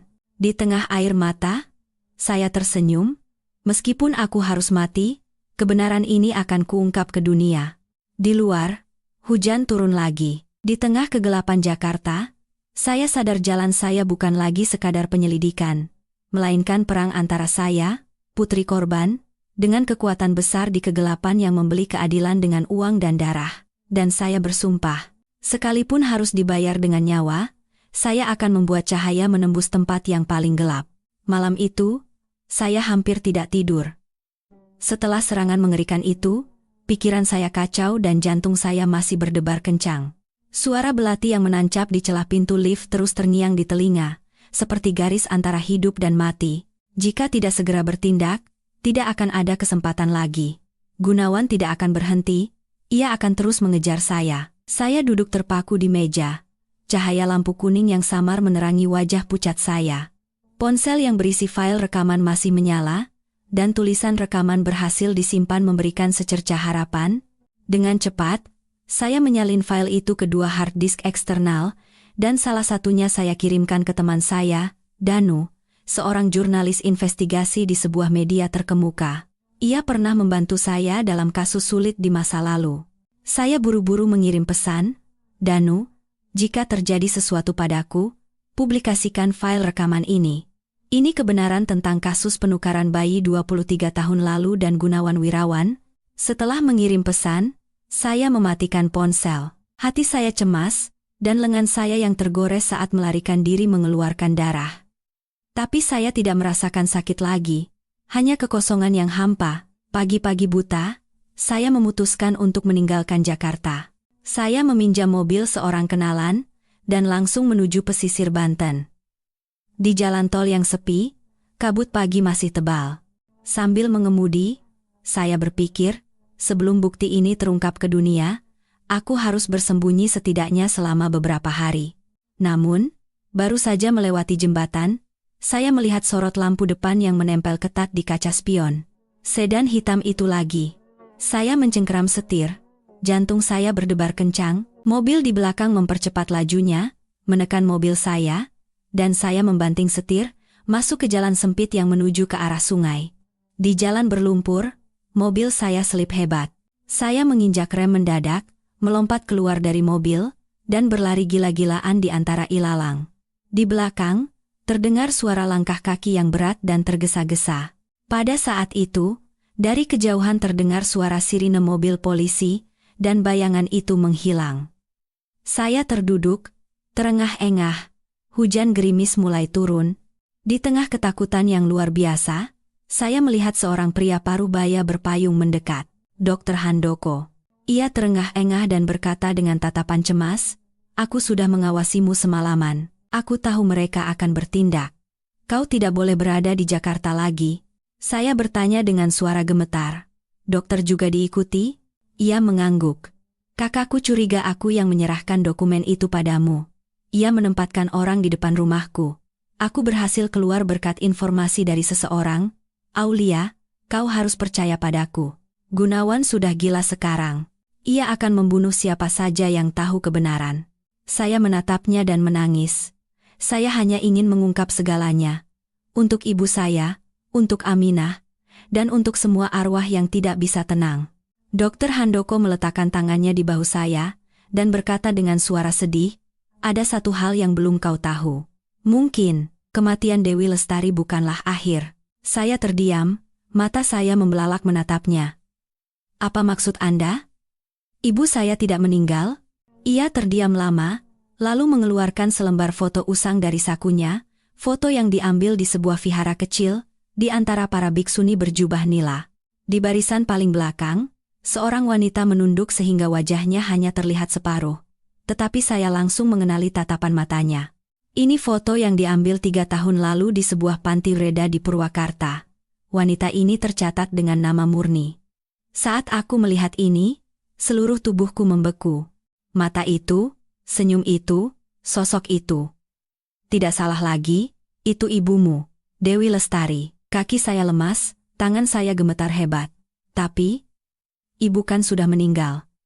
Laporan autopsi, hasil tes DNA. Semua itu dipalsukan oleh Gunawan, kata Dr. Handoko dengan suara tercekat dan cepat. Saat Dewi Lestari ditemukan di bak mandi, aku yang pertama kali tiba, ia masih bernapas lemah. Aku diam-diam memindahkannya ke rumah sakit, merawatnya, lalu mengirimnya ke sebuah biara untuk melindunginya. Aku pikir menyembunyikannya adalah satu-satunya cara untuk menyelamatkannya. Tapi belakangan, Dewi Lestari menderita efek samping yang parah, kehilangan ingatan, dan tidak bisa mengingat masa lalunya sama sekali. Saya pusing dan terduduk di tangga batu yang basah. Semuanya berputar di depan mata saya. Ibu masih hidup? Setelah dikhianati dan dirampas putrinya, hidup dalam kesendirian selama 23 tahun dengan penderitaan yang tak terungkap, saya tidak tahu harus menangis atau tertawa. Saya memegang tangan Dr. Handoko dan berkata dengan tercekat, "Antar saya ke sana sekarang juga." Ia mengangguk dengan mata penuh penyesalan. Tapi kita harus hati-hati, jika Gunawan tahu, ia tidak akan tinggal diam. Kami menembus hujan menuju Purwakarta. Jalanan semakin sepi, di kiri kanan hanya terhampar sawah dan danau yang tenang. Saat mobil berhenti di depan sebuah biara bernama Wihara Kasih, hari sudah mulai gelap. Di tengah kesunyian, terdengar suara lonceng menggema. Suaranya rendah dan sedih. Seorang biksuni muda keluar dan membukakan pintu. Setelah mendengar penjelasan Dr. Handoko, ia mengangguk dan berkata pelan, "Orang yang Anda cari sudah bertapa selama beberapa tahun dan hampir tidak pernah bicara. Ingatannya juga masih kabur. Tapi akhir-akhir ini, setiap malam ia menangis dan berkata, putrinya yang punya tanda teratai akan segera kembali." Mendengar itu, kaki saya gemetar. Dr. Handoko menepuk bahu saya pelan dan mengangguk. Saya mengikuti biksuni itu menyusuri koridor. Aroma kemenyan yang samar tercium, dan lentera-lentera bergoyang remang-remang. Di ujung koridor, seorang wanita duduk di dekat jendela. Tubuhnya kurus, rambutnya beruban, mengenakan jubah biksuni berwarna koklat. Saat ia menoleh dan pandangan kami bertemu, waktu seolah berhenti. Tenggorokan saya tercekat, bibir saya bergetar. Ibu, ia menatap saya sangat lama. Di matanya yang kabur, seberkas cahaya tiba-tiba melintas. Ia bangkit dan perlahan mendekati saya. Tangannya yang gemetar terulur, membelai wajah saya. Air mata mengalir di pipinya. "Kau? Aulia. Putriku yang bertanda teratai." Saya membenamkan wajah di bahunya dan menangis meraung-raung. Air mata ibu dan anak yang bertemu kembali setelah 23 tahun bercampur menjadi satu. Dokter, Handoko memalingkan wajah, menyeka air matanya, dan berkata dengan suara gemetar, "Akhirnya, karma mempertemukan kalian berdua." Tetapi kegembiraan pertemuan kembali belum lagi reda. Dari luar terdengar suara mesin mobil yang meraung. Sorot lampu depan menembus jendela dan menerangi patung Buddha di aula utama. Suara dingin terdengar dari luar gerbang. "Buka pintunya." Wajah Dr. Handoko menegang. "Orang-orang Gunawan?" Saya ketakutan dan menggenggam erat tangan ibu saya. "Mereka datang karena saya. Ibu harus sembunyi." Tetapi ibu menggelengkan kepala. Di matanya tidak ada lagi ketakutan. "Tidak, anakku. Ibu sudah hidup bersembunyi seumur hidup. Sekarang saatnya untuk menghadapi. Kau pergilah, tidak akan ada lagi darah yang tumpah," sambungnya. "Aku tidak mau pergi. Aku akan melindungi ibu." Ibu menggenggam erat tangan saya, berkata dengan suara yang anehnya tenang, "Aulia, kau adalah keadilan yang ibu doakan dan tunggu seumur hidup. Jangan terbawa oleh kebencian, ungkapkan kebenaran dengan cahaya, sekalipun itu kejam." Dari luar, terdengar suara gerbang besi yang didobrak dengan keras, dan cahaya lampu menyebar kacau di dinding. Saya menggenggam erat dokumen di tangan saya dan menatap Dr. Handoko. Ia mengangguk pelan. Aku akan menahan mereka. Bawa ibumu keluar lewat jalan belakang. Di belakang danau, ada jalan setapak yang menuju ke jalan raya. Tanpa pikir panjang, saya menopang ibu saya dan berlari ke pintu belakang. Angin malam bertiup kencang, dan di belakang kami, suara langkah orang-orang yang mengejar semakin dekat. Terdengar teriakan, suara logam beradu. Mungkin Dr. Handoko sudah tertangkap. Ibu terengah-engah, tetapi tidak berhenti berjalan. Saat kami tiba di tepi sungai kecil di belakang biara, cahaya bulan berkilauan di atas air, ibu memegang tangan saya dan berkata pelan, "Anakku, apapun yang terjadi, jangan menoleh ke belakang. Pergilah sampai akhir dan beritakan kebenaran pada dunia." Sebelum saya sempat menjawab, dari belakang terdengar suara tembakan yang merobek keheningan malam. Saya menoleh dan menjerit, "Dokter!" Tidak ada yang menjawab. Hanya suara angin yang mencekam, dan suara ombak yang seperti desahan arwah yang mati.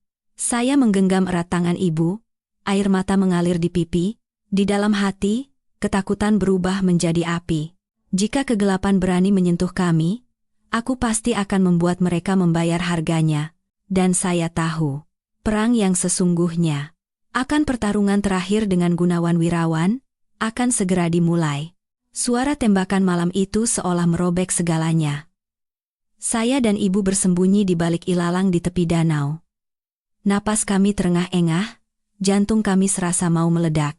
Tiba-tiba, gerimis mulai turun, dan area sekitar biara menjadi becek karena lumpur. Gonggongan anjing, teriakan orang, dan suara langkah kaki yang mengejar menggema di kegelapan malam. Saya tidak tahu apakah Dr. Handoko masih hidup, tetapi di dalam hati, firasat kuat muncul. Ia telah mengorbankan dirinya untuk membuat saya dan ibu bisa melarikan diri. Ibu menggenggam erat tangan saya. Ia ketakutan, tetapi tegas. "Anakku, jangan menoleh, cepat pergi." Saya menuntun ibu saya menyusuri jalan setapak berlumpur di belakang vihara, berlari menuju tepi sungai. Bulan yang bersinar samar di balik awan menerangi air yang keruh. Di kejauhan, sebuah perahu nelayan tertambat. Saya memanggil pelan, dan pria di atas perahu itu menoleh terkejut. Ia adalah Pak Udin, seorang warga desa yang pernah membantu saya menangani administrasi kasus di masa lalu. Saya hanya bisa mengucapkan beberapa patah kata. "Pak Udin, ini saya, Aulia. Tolong bawa saya dan ibu saya menyeberangi sungai." Pak Udin tidak bertanya lebih lanjut, langsung menyalakan mesin dan menarik kami ke atas perahu. Beberapa menit kemudian, perahu meluncur ke dalam kegelapan pekat, dan di belakang, suara pengejaran semakin menjauh. Ibu, dengan jubah biksuni coklatnya, duduk meringkuk. Air hujan membuat rambutnya menempel di pipi. Saya melepaskan mantel saya dan menyelimutinya, merasakan sakit yang seolah menyayat jantung. "Ibu, maafkan saya. Seandainya saya menemukan ibu lebih cepat." Ibu menggenggam tangan saya dengan tenang. Suaranya serak dan lemah. "Jangan berkata begitu, anakku. Semuanya sudah takdir. Yang penting adalah kau masih hidup dan melakukan hal yang benar." Saya menundukkan kepala. Air mata bercampur dengan air hujan yang mengalir. Setibanya di seberang sungai, Pak Udin menunjuk ke sebuah jalan yang menuju hutan bakau yang lebat. "Kalian bersembunyi di sana sebentar. Ada pondok tua bekas penjaga tambak. Jarang sekali ada orang ke sana. Nanti pagi saya kembali. Kalau sudah aman, saya akan antar kalian ke jalan raya." Saya mengucapkan terima kasih dan menopang ibu saya masuk lebih dalam ke dalam hutan. Malam itu gelap gulita, hanya terdengar suara katak dan desau angin, bau lumpur yang menyengat membuat tenggorokan saya tercekat. Setelah hampir setengah jam berjalan di lumpur, kami tiba di sebuah pondok kayu kecil yang sudah tua dan reyot, tetapi masih layak huni. Saya menutupi celah-celah dengan terpal untuk menahan angin, mendudukkan ibu, dan mengelap tangannya dengan handuk. Ibu menatap saya dengan mata yang hangat namun cemas. "Aulia, apa kau benar-benar akan melanjutkan ini?" Saya menatap keluar, dan berkata dengan suara serak, "Ibu, seumur hidup ibu telah dirampas segalanya. Aminah meninggal karena mencoba mengatakan kebenaran, dan Dr. Handoko mungkin tewas karena mencoba menyelamatkan kita. Jika saya berhenti sekarang, semua ini akan sia-sia. Saya tidak bisa membiarkan Gunawan hidup seolah tidak terjadi apa-apa, Ibu terdiam. Matanya berkaca-kaca. Ia memegang tangan saya dengan gemetar. Putriku, mungkin kau dilahirkan untuk membawa keadilan bagi arwah seperti kami. Tapi ingatlah, jangan biarkan kebencian menuntun jalanmu. Berjanjilah. Saya mengangguk. Menjelang fajar, dari kejauhan terdengar suara sirine dan pengeras suara. Suara dari pengeras suara terdengar jelas. Pihak berwajib saat ini sedang melacak tersangka kasus penembakan di Wihara Kasih, Hakim Aulia Putri. Terdapat satu korban tewas, dan bagi siapapun yang mengetahui keberadaan tersangka, harap segera melapor ke kantor polisi terdekat. Saya membeku di tempat. Mereka telah menjebak saya. Gunawan bergerak jauh lebih cepat dari yang saya duga. Sebentar lagi, semua media akan menyebarkan informasi ini, dan saya akan berubah dari seorang pencari keadilan menjadi seorang pembunuh buronan. Ibu menggenggam tangan saya lebih erat. Kau harus pergi sekarang, Aulia. Kalau kau di sini, mereka akan menemukanmu. Saya menggelengkan kepala.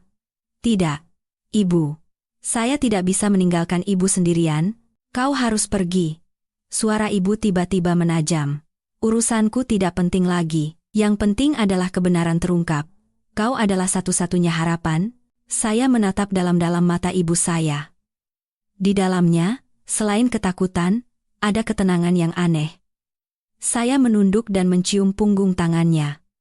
Saya berjanji, dengan nyawa saya akan membawa semuanya ke terang. Saat saya meninggalkan pondok, saya menoleh ke belakang untuk terakhir kalinya. Ibu duduk meringkuk di samping lentera redup, bayangannya gemetar di dinding kayu. Pemandangan itu terukir di jantung saya, menjadi api yang membuat saya tidak akan pernah bisa berbalik. Saat keluar dari hutan, saya membuka ponsel untuk menghubungi Danu, tetapi tidak ada sinyal. Dengan aplikasi pesan satelit yang pernah ia beritahukan, saya berhasil mengirim pesan, Danu, aku dijebak. Gunawan sebar informasi palsu. Publikasikan artikelnya dengan file rekaman terlampir. Jangan berhenti meskipun aku tertangkap. Pesan itu terkirim, lalu hilang dari layar. Saya menghela napas lega, tetapi sebelum sempat melangkah lebih jauh, dari depan, lampu mobil menyala. 2 orang pria melompat keluar dan menghadang jalan. Salah satunya adalah pria dengan bekas luka semalam.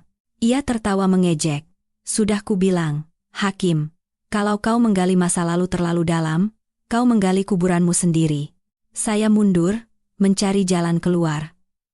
Di belakang saya ada parit, di kiri ada semak-semak. Saya mengambil batu, melemparkannya ke arahnya, dan berlari ke arah lain. Ia mengumpat dan mengejar.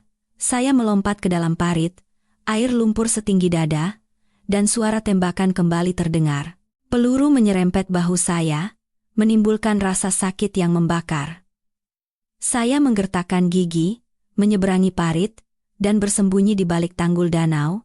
Dari kejauhan, terdengar suara sirine polisi, dan sorot senter menyapu. Saya meringkuk dan menahan napas. Saat suara mobil menjauh, saya dengan susah payah bangkit. Seluruh tubuh saya basah kuyup, dan darah mengalir dari bahu. Saya memeriksa ponsel, baterai tinggal 10%, tetapi ada pesan dari Danu, Aulia, artikelnya sudah naik. Seluruh negeri gempar. Tapi hati-hati, mereka mengumumkanmu sebagai buronan. Aku sedang mencari cara untuk menjemputmu. Saya menatap layar, pandangan saya kabur. Rasa lega bercampur dengan ketakutan. Roda keadilan telah mulai berputar. Tetapi saya tidak tahu apakah saya bisa melihat akhirnya. Saat hari hampir terang, saya berjalan menyusuri jalan setapak menuju jalan raya. Bahu saya berdenyut, kaki saya penuh lumpur. Tepat saat tiba di mulut jembatan, sebuah truk tua perlahan berhenti. Pintu mobil terbuka, dan di kursi pengemudi duduk Pak Udin. Ia menarik saya naik dan berkata pelan, Nona Aulia, cepat. Mereka sudah memblokir semua jalan keluar dari daerah ini. Saya akan bawa Nona ke tempat aman. Saya menyandarkan tubuh lelah saya di kursi. Truk mulai melaju menembus kabut pagi. Saya menoleh ke belakang. Siluet Wihara Kasih semakin menjauh. Hanya suara lonceng yang terdengar samar. Saya menangkupkan tangan dan berdoa dalam hati, Ibu, tolong bertahanlah. Saya akan kembali saat keadilan yang sesungguhnya telah ditegakkan. Saat itu, ponsel saya bergetar sekali lagi. Sebuah pesan asing tanpa nomor pengirim muncul di layar. Jika kau ingin menyelamatkan ibumu, datanglah sendiri ke gudang tua di Pelabuhan Tanjung Priok malam ini jam 10. Saya membeku di tempat. Siapa yang mengirimnya? Jebakan? Atau kenyataan? Tetapi jika ada kemungkinan, 1% pun untuk menyelamatkan ibu, saya harus pergi. Saya mengangkat kepala. Mata saya memancarkan ketegasan. Sekalipun di depan adalah jebakan, saya akan maju. Hanya dengan pergi sampai akhir, barulah saya tahu siapa dalang di balik semua ini, dan siapa yang sesungguhnya harus diadili. Di luar, di tengah cahaya fajar yang basah, Jakarta mulai menampakkan wujudnya. Saya tahu, malam ini akan menjadi malam penentuan. Malam di mana keadilan, dosa, dan darah akan bercampur menjadi satu. Di dalam truk Pak Udin, jam menunjukkan pukul 7 malam lebih sedikit. Hujan yang turun sore tadi sudah reda, tetapi langit Jakarta masih diselimuti kabut basah. Cahaya lampu jalan tampak buram, seperti noda darah yang menyebar di atas beludru hitam. Mengingat pesan tanpa pengirim itu, jantung saya berdebar kencang. Jika kau ingin menyelamatkan ibumu, datanglah sendiri ke gudang tua di Pelabuhan Tanjung Priok malam ini jam 10. Meskipun saya tahu kemungkinan besar itu adalah jebakan, di sudut hati, secercah harapan tidak kunjung padam. Setelah melalui semua ini, saya tidak bisa kehilangan ibu lagi. Pak Udin menatap saya dengan cemas. Nona Aulia, apa benar tidak apa-apa? Kudengar tempat itu sudah lama ditinggalkan, hanya preman yang sering ke sana. Saya menggenggam erat map dokumen di tangan saya dan berkata dengan tegas, saya harus pergi, Pak. Kalau tidak, ibu saya mungkin akan meninggal, dan saya akan hidup dalam penyesalan seumur hidup. Pak Udin menggelengkan kepala dan menghela napas. Saya tidak bisa melarang Nona, ya? Tapi dengarkan saya, jangan gegabah. Saya akan tunggu di luar sambil memutar mobil. Kalau ada apa-apa, sinari senter 2 kali. Nanti saya langsung masuk. Saya mengangguk pelan dan turun dari mobil. Angin laut terasa dingin menusuk tulang. Bau garam dan minyak yang menyengat menusuk hidung. Pelabuhan Tanjung Priok di malam hari sunyi, hanya beberapa truk kontainer yang terparkir jarang-jarang. Hanya cahaya lampu kuning remang-remang yang menerangi sekitar. Saya melangkah satu persatu di jalan yang basah dan licin. Sebuah gudang tua yang berdiri sendirian di ujung dermaga terlihat. Dindingnya kotor, dan pintu besinya yang berkarat sedikit terbuka. Di tengah kesunyian, suara detak jantung saya terdengar keras seperti guntur. Saya mendorong pintu. Terdengar suara berderit yang mengerikan. Di dalam gelap gulita, hanya seberkas cahaya hujan yang samar masuk melalui celah atap. Saya mengeluarkan ponsel dan menyalakan senter.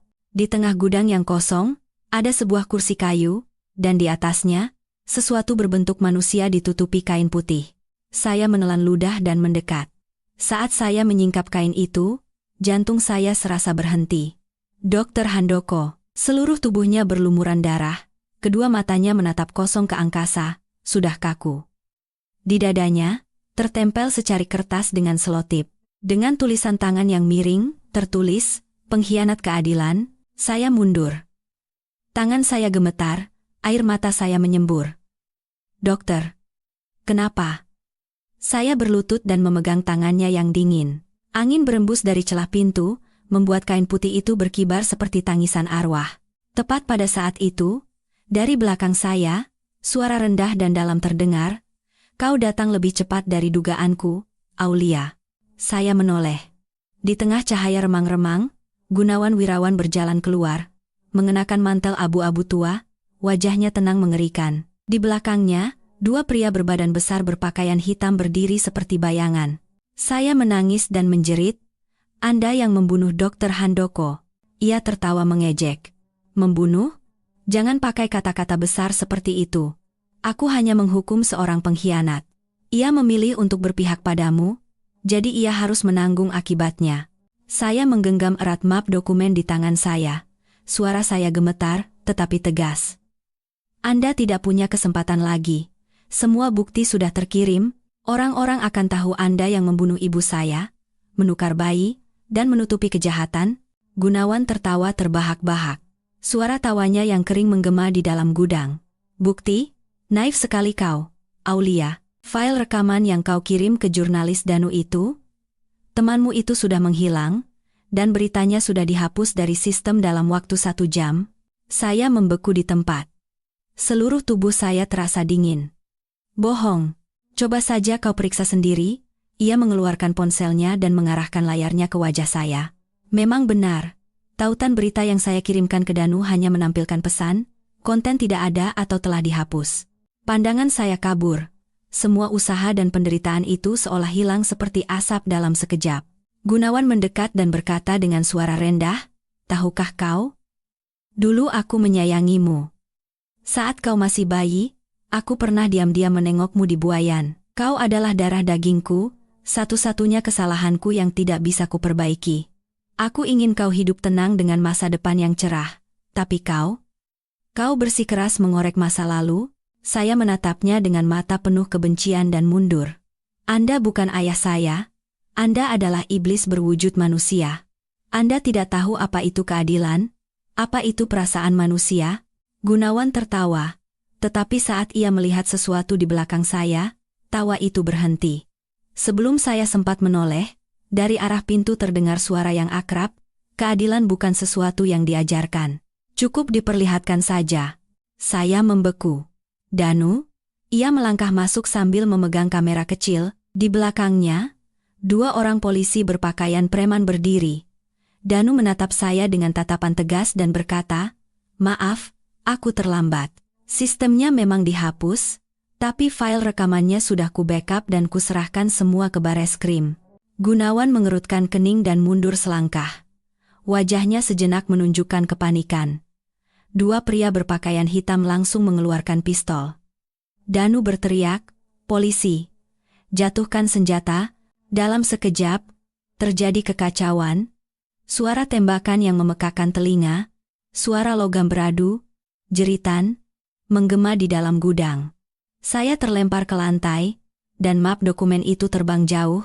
Cahaya senter bergoyang kacau, dan bau mesiu menusuk hidung. Di tengah kegelapan, saya melihat Gunawan melarikan diri lewat pintu belakang. Saya memegangi bahu saya yang berdarah dan berlari mengejarnya. Ia berlari ke arah dermaga yang disinari cahaya bulan, suara angin menderu, dan air laut hitam seperti tinta. Saya berteriak, "Berhenti, Gunawan, semuanya sudah berakhir." Ia menoleh. Matanya memerah. "Berakhir? Tidak, Aulia, kau tidak tahu. Semua yang kulakukan adalah untuk melindungimu. Jika kebenaran terungkap, kau juga akan hancur. Lebih baik hancur daripada hidup dalam dosamu." Angin membawa kata-kata saya dan menghamburkannya. Gunawan mundur ke ujung dermaga. Ia tersenyum pahit. "Anakku, terkadang harga keadilan adalah darah daging. Aku sudah membayar harga itu. Sekarang giliranku." Begitu selesai bicara, tiba-tiba ia mengeluarkan pistol dari sakunya dan mengarahkannya ke dadanya sendiri. Terdengar suara tembakan yang pendek dan dingin. Ia jatuh, dan darah mengalir, bercampur dengan air laut yang berkilauan di bawah cahaya bulan. Saya berlari dan memeluk tubuhnya. Jantung saya sakit. Sebenci apapun saya, ia adalah orang yang memiliki darah yang sama dengan saya. Kenapa? Kenapa memilih mati daripada kebenaran? Ia menggerakkan bibirnya, berkata dengan suara samar, "Karena aku tahu, kau akan melangkah lebih jauh dariku. Kau akan menjadi keadilan itu sendiri, yang tidak bisa kujangkau." Dan matanya tertutup. Saya berlutut di dermaga. Di belakang saya, suara sirine polisi meraung-raung. Danu berlari dan membantu saya berdiri. "Aulia, semuanya terekam. Polisi sudah datang, dan ibumu aman." Saya menengadah ke langit. Air mata bercampur dengan air hujan yang mengalir. Perasaan aneh muncul di hati saya. Bukan lega, bukan sakit, melainkan kekosongan yang hampa. Seolah sebagian dari jiwa saya ikut lenyap bersama air laut malam itu. Saya berkata pelan seperti berbisik pada angin, "Ibu, aku berhasil." Tapi keadilan terkadang datang terlalu lambat. Cahaya bulan menyinari permukaan laut, dan riak-riak kecil berkilauan seperti doa bagi arwah yang telah tiada. Saya memejamkan mata, angin laut menyapu di samping saya. Dari kejauhan, terdengar suara lonceng dari wihara kasih, menggema seperti gema pembebasan yang terlambat. Namun sejati, epilog, Pagi hari sidang itu hujan turun, dan Pengadilan Negeri Jakarta Pusat diselimuti ketegangan yang asing. Gerbang depan dipenuhi wartawan, kamera, dan warga yang penasaran. Semua menanti putusan kasus yang akan tercatat sebagai skandal besar di dunia medis. Kasus yang terkait dengan grup medis yang didirikan oleh Gunawan Wirawan, yang bunuh diri 2 minggu lalu. Dan di daftar saksi, ada satu nama yang memancing rasa ingin tahu semua orang. Hakim Aulia Putri. Saya duduk di ruang tunggu, kedua tangan saya yang bertautan gemetar halus. Saya telah melalui puluhan persidangan, menjatuhkan vonis hidup dan mati yang tak terhitung jumlahnya, tetapi tidak pernah sekalipun jantung saya selemah ini. Saya bukan lagi orang yang memegang timbangan. Saya adalah orang yang kehilangan ayah, yang menyaksikan banyak orang tumbang demi kebenaran. Di depan mata saya, wajah Aminah, Dr. Handoko, dan Gunawan muncul bergantian, masing-masing dengan penderitaan mereka, dosa mereka, dan orang-orang yang pernah menjadi bagian dari hidup saya. Pintu terbuka, dan seorang panitera mengantar saya masuk ke ruang sidang. Ruangan itu dingin dan terang, dan bangku penonton penuh sesak. Saya mengambil napas dalam-dalam, dan mengangkat kepala. Di barisan paling depan, saya melihat tatapan cemas Danu. Di sudut yang jauh, ibu saya, Biksuni murni, duduk dengan tenang. Di tangannya ada tasbih, dan bibirnya bergerak seperti melantunkan sutra. Saat pandangan ibu bertemu dengan saya seolah mendapatkan kekuatan. Hakim ketua hari ini adalah Pak Yudha, teman seangkatan saya di pelatihan hakim dulu. Ia menatap saya lama. Di matanya, ada campuran antara iba dan hormat. Saksi Aulia Putri, silakan maju ke depan. Saya berjalan. Di tengah kesunyian, suara sepatu saya menggema pelan. Sumpah untuk mengatakan yang sebenarnya, tidak menyembunyikan atau memutarbalikkan, mengalir dari mulut saya, tetapi terdengar gemetar seperti doa terakhir bagi arwah yang telah tiada. Jaksa membuka berkas dan membacakan dengan suara lantang. Menurut kesaksian saksi, terdakwa Gunawan Wirawan, mantan Direktur Klinik Bersalin Melati dan Ketua Harta Medika Group, terkait dengan tuduhan penukaran bayi, pembunuhan berencana dan penyembunyiannya, serta penggelapan dana bantuan medis miliaran rupiah. Namun, karena Gunawan telah meninggal, sidang hari ini akan melanjutkan persidangan terhadap para kaki tangannya. Di kursi terdakwa, duduk mantan Direktur Operasional Rumah Sakit, Kepala Tim Akuntansi, dan Kepala Bagian Kebidanan. Suara gumaman menyebar di ruang sidang. Saya menatap wajah-wajah di kursi terdakwa. Orang-orang yang dulu memegang kuasa atas hidup dan mati, kini menjadi pesakitan yang menundukkan kepala. Mereka menghindari tatapan saya. Ada yang menangis, ada yang gemetar.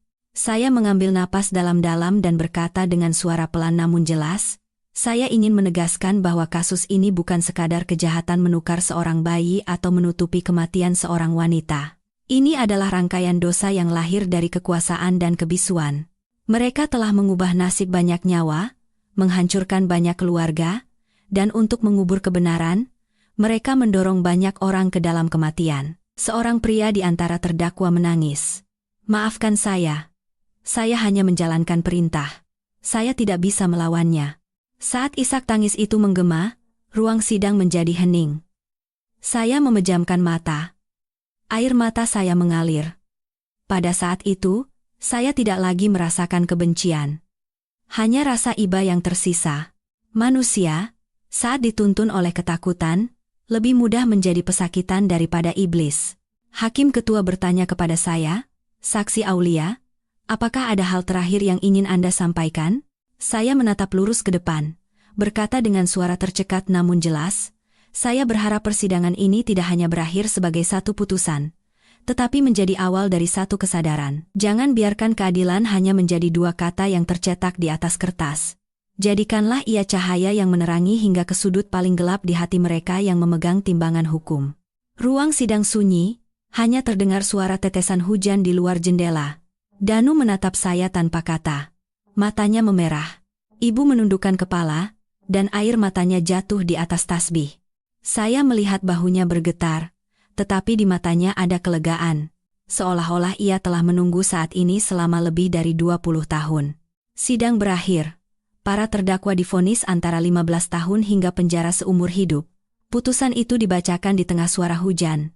Tetapi bagi saya, itu bukan lagi sebuah kemenangan. Itu hanyalah harga dari kebenaran. Harga yang dibayar dengan darah, air mata, dan jiwa orang-orang yang saya cintai. Setelah semua orang pergi, saya berdiri termangu di lobi pengadilan. Danu mendekat dan meletakkan tangannya di bahu saya. Aulia, kau berhasil. Keadilan ada di pihakmu. Saya menatap langit yang basah dan buram, tersenyum pahit. Tidak, Danu. Keadilan tidak berpihak pada siapapun. Ia hanya menunggu orang-orang berani untuk mendekatinya. Ia tidak berkata apa-apa lagi. Kami berjalan keluar. Ibu menunggu di bawah emperan. Angin meniup beberapa helai rambutnya yang beruban. Saya berlari, memegang tangannya, dan berlutut. Ibu, semuanya sudah berakhir. Mereka sudah dihukum. Ibu mengelus kepala saya dengan lembut. Suaranya lembut seperti angin. Anakku, ibu bangga padamu. Tapi ingatlah, keadilan tidak bisa menyelamatkan segalanya. Hanya welas asih yang bisa benar-benar membebaskan manusia. Saya memeluk ibu erat-erat. Aroma dupa yang samar dari bajunya membuat hati saya anehnya tenang. Langit masih kelabu, tetapi di dalam hati saya, seberkas cahaya terasa menyusup. Saya tahu, saya telah tiba di akhir sebuah perjalanan. Beberapa minggu kemudian, saya mengajukan surat pengunduran diri dan meninggalkan Jakarta. Saya dan ibu memutuskan untuk tinggal di sebuah rumah kecil di tepi sungai, tempat di mana ada pohon kelapa dan ilalang, dan sore hari selalu sunyi. Pagi hari, ibu melantunkan sutra, dan saya menanam bunga. Malam hari, saya menuliskan kisah hidup saya. Bukan untuk didengar orang lain, tetapi untuk mengingatkan diri sendiri bahwa keadilan tidak datang dengan sendirinya, dan selalu ada harga yang harus dibayar. Suatu hari, saya bermimpi melihat Dr. Handoko, Aminah, dan Gunawan berdiri bersama sambil tersenyum. Di sekeliling mereka ada cahaya. Ibu bilang itu pertanda baik, pertanda bahwa karma telah berakhir. Saya pun percaya begitu. Karena di lubuk hati saya yang paling dalam, saya bisa merasakan bahwa meskipun masa lalu penuh dengan darah dan kegelapan, pada akhirnya, cahaya itu ada. Cahaya yang ibu sebut sebagai keyakinan pada hukum sebab akibat. Suatu sore, saya duduk di beranda, memandangi senja yang membara di atas sungai. Ibu membawakan secangkir teh hangat dan meletakkannya dengan lembut. Aulia, apa kau berpikir untuk kembali ke dunia hukum? Saya tersenyum tipis dan menatap ke kejauhan. Saya akan kembali, Bu. Tapi kali ini, bukan untuk menghakimi, melainkan untuk melindungi mereka yang lemah. Ibu mengangguk dan tersenyum lembut. Dari kejauhan, terdengar suara lonceng vihara, rendah dan damai menggema. Saya memejamkan mata dan menarik napas dalam-dalam. Angin membawa aroma tanah dan bunga melati, menyentuh kulit. Kisah saya, kisah ibu, dan kisah arwah yang telah tiada, akhirnya berakhir. Bukan dengan kebencian, melainkan dengan ajaran Sang Buddha yang luhur. Cahaya tidak pernah datang dari kegelapan. Ia hanya lahir dari hati yang tahu cara memaafkan. Di suatu pagi di awal musim kemarau, sinar matahari menembus hutan ilalang dan tumpah di atas sungai yang berkilauan. Saya bangun pagi, membuka jendela, dan memandangi ibu yang sedang menyiram kebun sayur kami yang hijau. Suara air dan kicau burung dari kejauhan berpadu, menciptakan kedamaian yang aneh.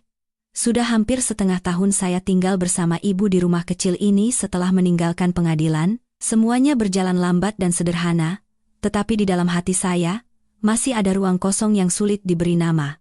Ruang kehilangan. Ruang bagi arwah-arwah yang pernah melintasi hidup saya, lalu lenyap diam-diam seperti angin. Setiap malam, saat ibu melantunkan sutra, saya menyalakan dupa untuk 3 orang, Aminah, Dr. Handoko, dan Gunawan. Banyak orang akan bertanya mengapa, tetapi saya tahu, memaafkan bukanlah melupakan, melainkan belajar melepaskan penderitaan dan menemukan kedamaian di hati sendiri. Aminah telah membayar dengan nyawanya, Dr. Handoko telah membersihkan dosanya dengan darah, dan Gunawan, meskipun seorang penjahat, pada akhirnya adalah ayah saya. Ketiga jiwa itu telah melakukan banyak kesalahan, tetapi mereka adalah bagian dari perjalanan yang membuat saya mengerti arti sesungguhnya dari 2 kata, keadilan. Suatu hari, Danu datang berkunjung. Ia masih sama seperti dulu, bertubuh kurus, dengan suara yang rendah dan tulus. Ia meletakkan sebuah map tipis di atas meja dan tersenyum. Mahkamah Agung sudah secara resmi memulihkan namamu. Media juga sudah mengeluarkan ralat, kau bukan lagi buronan. Dan ada tawaran untukmu kembali ke industri sebagai konsultan pendidikan etika profesi. Saya terdiam sejenak, memandang jauh ke arah sungai. Danu, setelah melalui semua ini, aku sadar, keadilan bukan terletak pada palu hakim, melainkan di dalam hati setiap orang. Selama di hati masih ada ketakutan dan kompromi dengan kejahatan, keadilan hanya akan menjadi bayang-bayang. Aku ingin kembali, tapi bukan untuk menjatuhkan putusan, melainkan untuk mengajarkan kepada generasi muda yang menempuh jalan ini, apa nilai sesungguhnya dari profesi ini. Danu mengangguk. Matanya menunjukkan kekaguman. Kau telah melewati neraka, tapi kau tidak kehilangan hatimu sebagai manusia. Sedikit sekali orang yang bisa begitu. Saya tersenyum tipis. Bukan karena aku kuat. Hanya saja aku telah melihat apa yang orang lain tidak berani lihat. Batas antara kebaikan dan kejahatan, di dalam diriku sendiri. Sore itu, saya pergi sendirian ke tepi sungai. Airnya masih mengalir, seolah tidak mengenal perjalanan waktu. Saya menghanyutkan 3 kuntum bunga teratai ke dalam air dan berkata pelan, Ibu Aminah, Dr. Handoko, dan Ayah, semoga arwah kalian semua tenang. Semua kesalahan akan terbawa angin, dan yang tersisa hanyalah hati orang yang telah tersadarkan. Bunga-bunga teratai itu perlahan hanyut ke tengah sungai, dan sinar matahari keemasan berkilauan di atas air seperti sutra. Pada saat itu, dari belakang saya, terdengar suara ibu, anakku, masuklah minum teh. Teratai hari ini mekar sangat wangi. Saat saya menoleh, ibu tersenyum lembut. Wajahnya tidak lagi tirus, dan sorot matanya tenang seperti orang yang telah melewati badai. Saya mengambil cangkir teh yang hangat dan mencium aromanya yang samar. Hati saya damai. Ibu bertanya pelan, "Apa kau masih membenci ayahmu, Aulia?" Saya menggelengkan kepala dan menatap ke kejauhan. "Tidak, Bu. Hanya kasihan." Terkadang, orang melakukan kesalahan bukan karena ia jahat, tapi karena ia takut. Takut kehilangan kekuasaan, takut kehilangan nama baik, takut menghadapi kebenaran. Tapi apa ada yang lebih menyakitkan daripada hidup tanpa bisa melihat diri sendiri dengan jujur? Ibu mengangguk pelan. Senyumnya selembut angin. "Kau telah mengerti apa yang kuharapkan. Memaafkan adalah jalan untuk membebaskan diri sendiri dan orang lain." Saya menatap ibu, teringat malam-malam hujan itu, saat melarikan diri di tengah suara tembakan dan lonceng. Jalan dari kegelapan menuju cahaya memang sangat panjang, tetapi saya telah menempuhnya dengan darah, air mata, dan keyakinan samar bahwa keadilan akan menang. Beberapa bulan kemudian, saya menerima tawaran untuk kembali ke dunia hukum, tetapi saya tidak lagi duduk di kursi hakim. Saya menjadi dosen tamu di sebuah fakultas hukum, mengajar tentang etika dan tanggung jawab profesi. Kelas saya selalu penuh, tidak hanya oleh mahasiswa, tetapi juga oleh para profesional muda yang baru masuk ke pengadilan, kejaksaan, dan kepolisian. Saya menceritakan kisah hidup saya kepada mereka, bukan untuk mendapatkan air mata, melainkan agar mereka mengerti bahwa keadilan bukanlah sesuatu yang dimiliki, melainkan sebuah amanah yang harus dilayani. Suatu hari, setelah kelas berakhir, seorang mahasiswi mendekati saya. Matanya bersinar jernih. "Profesor, setelah mendengar cerita Anda, saya merasa profesi ini begitu menakutkan. Apakah Anda pernah menyesal menempuh jalan ini?" Saya menatap mahasiswi muda itu dan tersenyum. Bayangan diri saya di usia 23 tahun melintas. Tidak pernah sekalipun aku menyesal. Ada rasa sakit dan kehilangan, tetapi aku tetap percaya bahwa cahaya itu ada di akhir. Keadilan, meskipun terkadang lambat, tidak akan pernah lenyap. Selama hatimu masih bisa merasakan sakit saat melihat kesalahan, keadilan itu hidup. Mahasiswi itu menunduk. Air mata mengalir di pipinya. Saya meletakkan tangan di bahunya dan berkata dengan lembut, "Jalan ini akan sepi. Tapi jika hatimu cukup jernih, kau tidak akan pernah takut pada kegelapan." Malam itu, saat saya pulang dan menceritakan hal itu kepada ibu, ia tersenyum lembut, lalu mengeluarkan sebuah foto tua dari lemari. Foto saat saya lulus dari sekolah hukum. Ibu meletakkan foto itu di altar dan menyalakan dupa. Ibu percaya, seperti kau telah menyinari dirimu sendiri, kau akan menyinari banyak orang lain di masa depan. Saya duduk di samping ibu, mendengarkan suara angin dari luar jendela. Seluruh ruangan terbenam dalam aroma kemenyan yang hangat. Saya memejamkan mata, merasakan hati yang lebih ringan dari sebelumnya. Suara tangisan, suara tembakan, mimpi buruk malam-malam yang panjang. Semuanya seolah melebur ke dalam suara ketukan bokor dan lantunan sutra yang teratur. Kemudian, saya memutuskan untuk menulis semua kisah saya menjadi sebuah novel. Judulnya, Tanda Teratai Merah. Nama dari tanda takdir di pergelangan kaki saya, simbol karma dan kelahiran kembali. Belum lama sejak diterbitkan, novel itu mendapat sambutan hangat dari pembaca. Tetapi yang paling menyentuh saya adalah ratusan surat yang datang dari orang-orang yang pernah mengalami ketidakadilan dan dilupakan. Mereka menulis, berkat cerita itu, mereka jadi percaya bahwa kebenaran bisa dikubur, tetapi tidak akan pernah bisa mati. Ibu membaca setiap surat dengan senyum puas. Lihatlah, hukum sebab akibat tidak pernah salah. Kau telah menabur benih dengan air mata, kini kau menuainya dengan hati orang-orang. Saya menatap ibu, mengangguk pelan, lalu menoleh keluar jendela. Senja mulai turun di kejauhan. Sinar matahari terakhir mewarnai sungai menjadi keemasan. Saya berkata seringan napas, Ibu, mungkin sisa hidupku akan kuhabiskan untuk menceritakan kisah seperti ini.